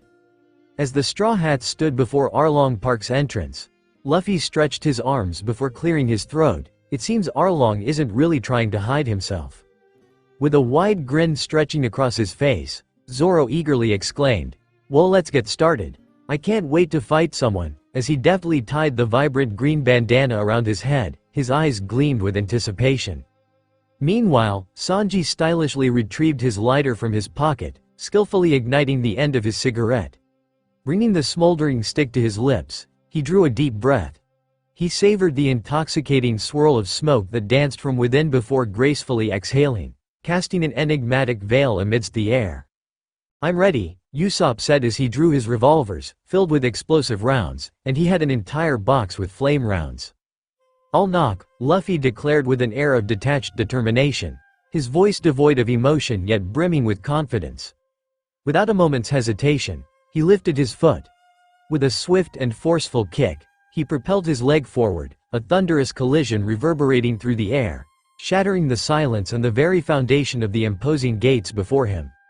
Like a tempest unleashed, the robust iron doors were wrenched from their hinges, their once formidable presence reduced to mere debris soaring through the air. The gates soared through the sky. Amidst the chaos, a chilling symphony of metal meeting flesh echoed through the day as 5 unfortunate fishmen, their bodies now limp and lifeless, lay strewn across the ground. What the heck is going on? A fishman, frightened by the abrupt onslaught, yelled. They are dead. Another screamed as he saw his crewmates being shattered by the doors. As Luffy and his crew stepped into the park, he scanned the sea of fishmen with an air of nonchalance, their eyes filled with hostility. However, undeterred by their piercing glares, Luffy's gaze swiftly locked onto the figure seated upon a throne-like chair, Arlong. Luffy's eyes narrowed as he locked his gaze on the figure before him, a wry smile playing on his lips. The salty breeze swept through his raven black hair as he confidently took a step forward, his fist slowly clenching and crackling with power. With a voice filled with curiosity and a hint of mischief, he broke the tension by questioning, "You must be Arlong?" Arlong scowled at the audacity of the human standing before him, his hardened features contorted with disdain as he responded with a mix of irritation and curiosity, "Who the heck are you? Why would a dead fish need to know that?" Luffy questioned, his eyes narrowed as he materialized right beside Arlong. Luffy's clenched fist collided in a split second with Arlong's face, causing an eerie distortion to ripple across the fishman's features. With an explosive force, Arlong was propelled from his ostentatious chair, hurtling through the air like a helpless projectile, only to meet an abrupt and bone-jarring halt against the unyielding wall that encircled Arlong Park, leaving a resounding thud echoing throughout the once dreaded stronghold. "Boss!" Chapter 14, Mythical Zone, Chapter 15, Where It All Began, Chapter 16, Storms and Dreams, Chapter 17, Laboon and a Doctor, and Chapter 18, A Promise, are already available for patrons. Don't hold back, Luffy said to Arlong, who scoffed at him. With a huge smile, Arlong taunted him, if I don't, you filth will die quickly. Too bad for you, I'm not holding back either, Luffy muttered as he vanished and resurfaced with his legs slamming into Arlong's side, propelling the shark-fish man through his own base, making him cough up saliva and a little of blood as he almost passed out. No compassion, Luffy said coldly as he proceeded through the numerous fallen walls to Arlong's location, pausing briefly to retrieve a big saw blade with 6 blades. This must be his, Luffy reasoned as he dragged the sword behind him. Luffy stumbled upon Arlong face down in the debris, attempting to regain his breath after passing through a few more shattered walls. Good, you're still awake. It'd be a pity if you lost this easy, Luffy replied, dropping the huge saw blade beside Arlong in a nonchalant tone. I guess this is yours. You'll need it if you're going all out, Luffy remarked, his hands in his pockets. You damn arrogant human, shouted Arlong as he snatched up his saw blade and swung it violently at Luffy. You have no idea about the invincible might of the fishman race. I'll kill you, Arlong screamed angrily as Luffy effortlessly evaded his attacks. Luffy grabbed the saw blade with a black palm after a few more seconds of flawless dodging. You know, Jinbei is a warlord. How can you be so weak? I thought you'd be a lot stronger than this, Luffy grumbled, snapping the saw blade in 2, leaving just 3 blades. You smashed the Kuribaki, cried Arlong, startled as his eyes shifted and he went insane. You human garbage, you think you can equal the power of a fishman? Arlong's nearly frenzied outburst was cut short as Luffy's fist punched him through Arlong Park's several stories, ending at the top floor. The strength of fishmen this, the strength of fishmen that, Luffy exclaimed as he soared from floor to floor up to the top. You're a loud son of a bitch, he said as he landed on the top level and paused to survey the 8-foot-high piles of paper, shelves, and bookshelves, as well as a desk in the corner. Luffy stepped up to the desk and grabbed up a pen, inspecting it with a keen eye and seeing bloodstains all over it. As he softly slid the pen between his fingers, he thought to himself, there's blood on this pen. So you've noticed. This is Nami's room, she's been sketching her sea charts here for 8 years. This room is her bliss, Arlong stated arrogantly from behind Luffy as he yanked out his damaged teeth and sprouted a new set in seconds. Then this must be Nami's blood, Luffy realized grimly as he stopped rolling the pen and carefully placed it on the desk. Her navigational aptitude is beyond any I've seen, and her sea charts are all spectacular, remarked Arlong, a wide smile on his face. Couldn't you come up with a better method to use her than I do? Luffy asked softly, his visage darkened. Use? Yes, use, Arlong said, his smug smile remaining on his face.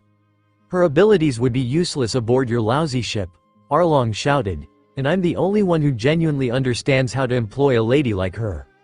Luffy stayed still for a while before raising his head and glaring squarely at Arlong, startling him into submission.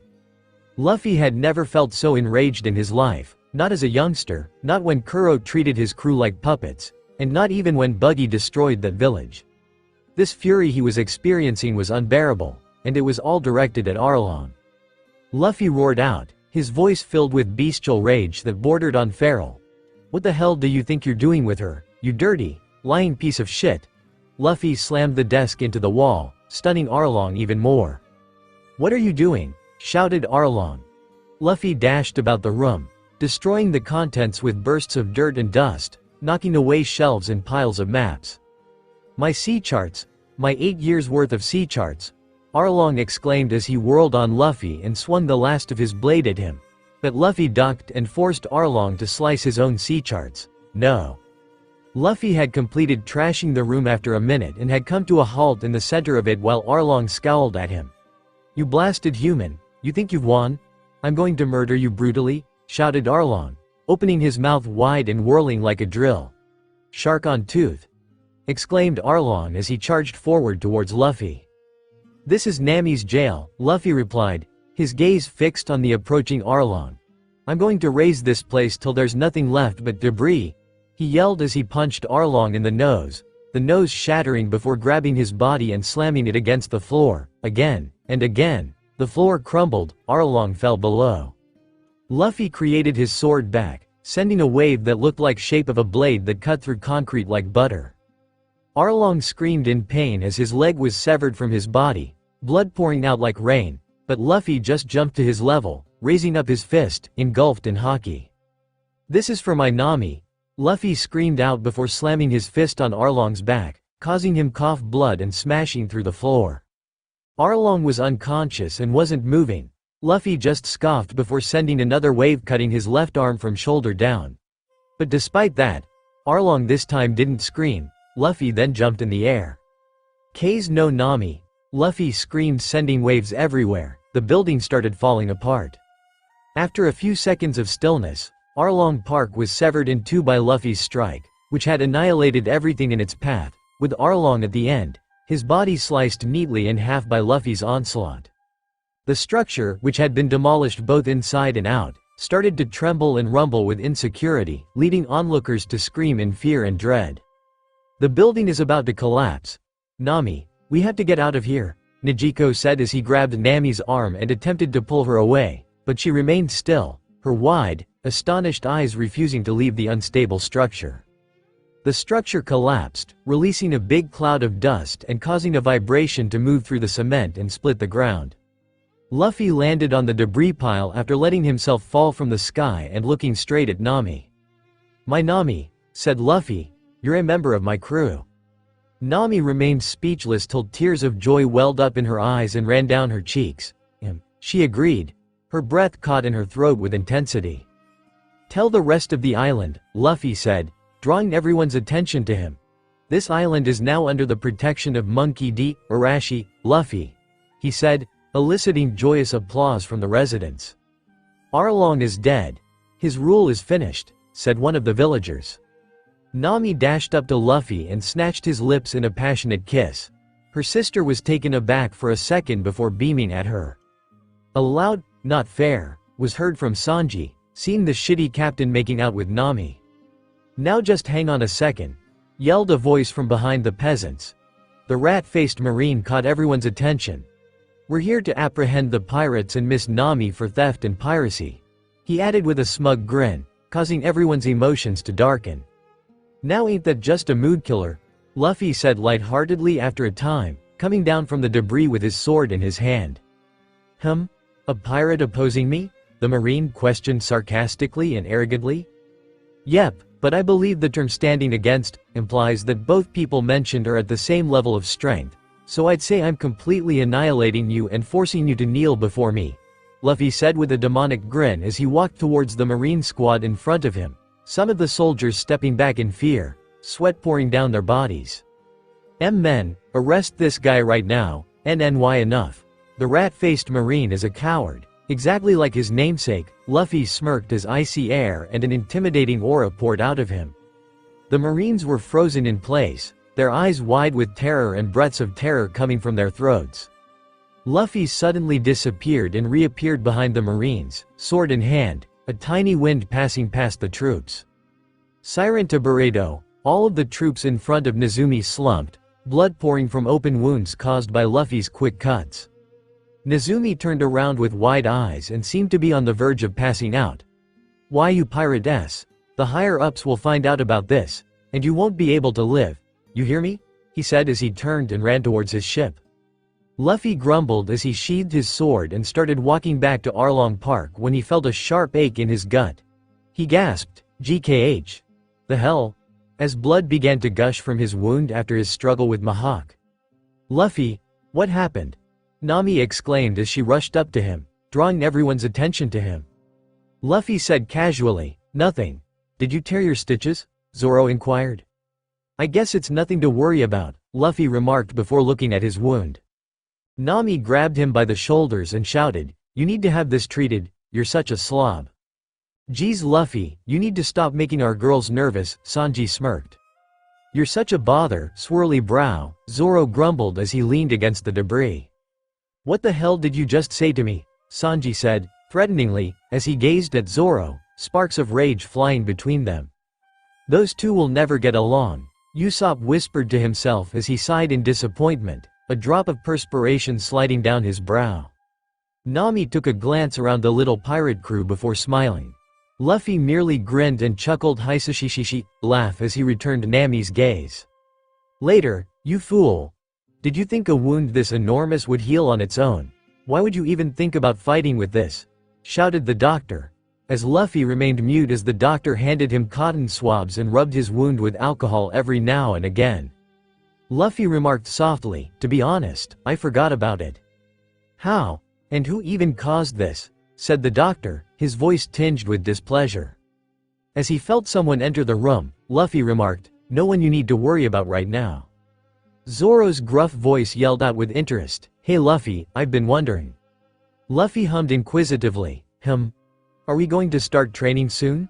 Zoro said, his face disguised with excitement. "Yes, we'll start as soon as we go," Luffy said quickly. "Alright, just wanted to know," Zoro remarked after a brief pause as the doctor completed stitching Luffy's wounds. As soon as he saw Luffy sit up, the doctor remarked, "Alright child, you're fine to go, just don't rip him, alright?" Where would Nami be right now? Luffy wondered as he rose up with the doctor's assistance. I guess she'd be on the cliff face not far from here, or at her home," the doctor remarked, waving his hand in the general area. "Thank you," Luffy said as he exited the building without the doctor's assistance. Luffy noticed the whole hamlet celebrating with a massive bonfire nearby when he exited the building.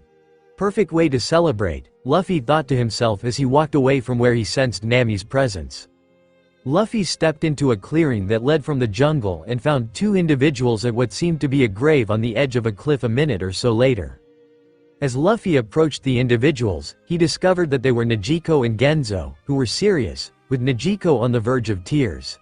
In a courteous way, Genzo silently lifted out an alcohol bottle and gently dumped the contents on the ground. Nijiko turned and noticed him, as if he had been felt. She turned her whole attention to him, blinking. "What are you doing here?" she inquired, puzzled. Luffy replied, catching a sight of the grave, "Actually, I was just on my way to chat with Nami." "Excuse me for asking, but whose grave is that?" Luffy asked, his voice calm yet inquisitive. Genzo responded in a low tone after a little pause. "It belongs to Belmere, Nami and Nijiko's mother." "Ah, I understand. Please accept my heartfelt sympathies," Luffy murmured, bowing his head. "Thank you," Genzo replied, his gaze still fixed on the tomb. "Listen, son," Genzo continued, "I know Nami's going to leave with you, and I won't be able to stop her. So know this," Genzo added, his tone becoming more solemn, "if any of you ever injure Nami, I'll kill you." "We're not going to injure her," Luffy said emphatically. "How do you know for sure?" Genzo exclaimed as he whirled on his heel. Nijiko flinched at the loudness of his voice. "Certainly, sir," Luffy said with a nod, glanced at Nijiko, who seemed to be concerned about something. "What's up with Nijiko?" he inquired. She startled a little when she heard the question. "Well, I was wondering if I may come along with you as well," she said, her expression tense. Genzo was taken aback by Nijiko's suggestion. "Eh?" he exclaimed. "Why?" Luffy inquired, his brow quirked.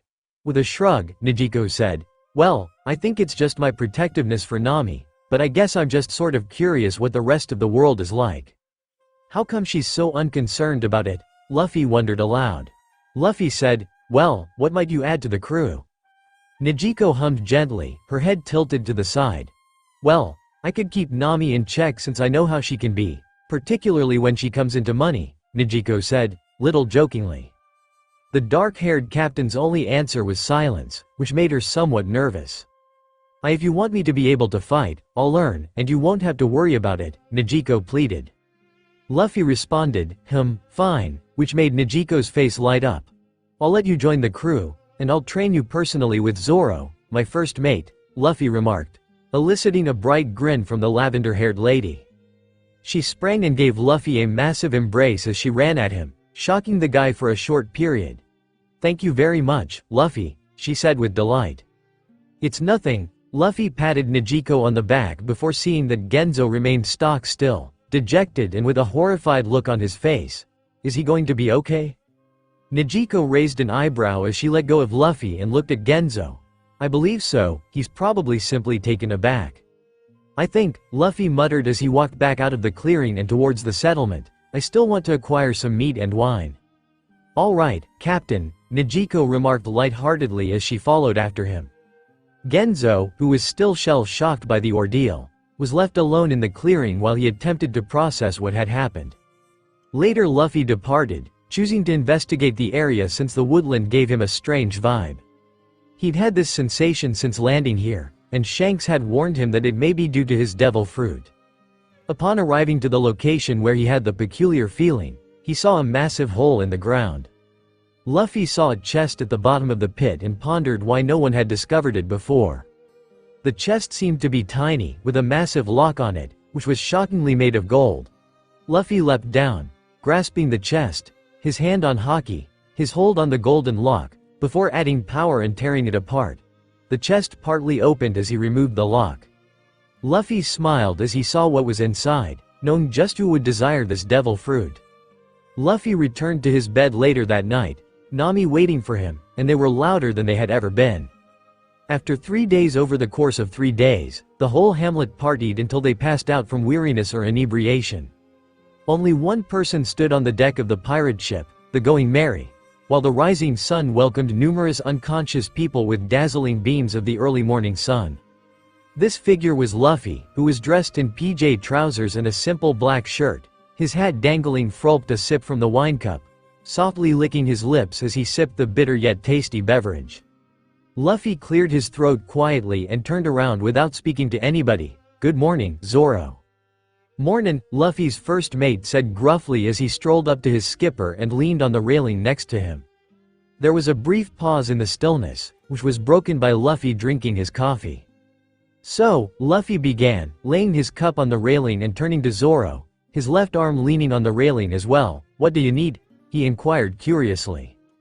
In answer, Zoro said, "When are we leaving?" "When everyone is up and attentive," Luffy said, prompting Zoro to give him a confused look. "I'd want to have a fully functional crew," Luffy shrugged. "Even though this stretch of water isn't quite as dangerous as the Grand Line, the crew must be careful." "I suppose so," Zoro answered. "Hey, Luffy," Luffy acknowledged with a hum. "Want to have a brief spar?"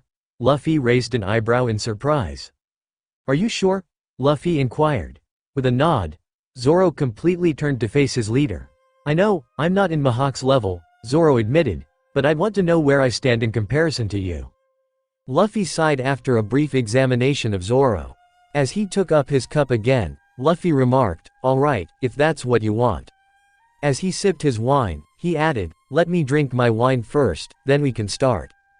"All right, now we can get started," Luffy remarked, placing his cup on the railing and some Inazuma with his palm. Luffy turned around to see Zoro already had his 3 swords drawn and his bandana knotted over his head, a broad grin on his face. Luffy remarked, "Whenever you're ready, Zoro." Zoro raced towards Luffy with incredible speed as soon as he completed his sentence. "Oni." He charged straight ahead, slicing forward with his swords in a blur. All 3 meeting at one point. "Santoryu," he said as he crossed his arms, his swords pointing at the sky. "Gi." Because of Luffy, Zoro came to a halt in the midst of his strike. With his lightning sword and what seemed to be no effort, his captain was keeping all 3 of his swords at bay. Zoro's eyes widened in surprise as he saw his assault quickly and readily deflected. Luffy moved his blade, allowing Zoro to go by him before chopping him in the back of the neck with great power, almost knocking the green-haired swordsman out and causing him to collapse to the deck. Luffy merely remained in his place while Zoro panted and struggled to stand with tremendous difficulty. "Are you done yet?" Luffy said, his gaze falling on the barely awake Zoro, who was still fighting to rise.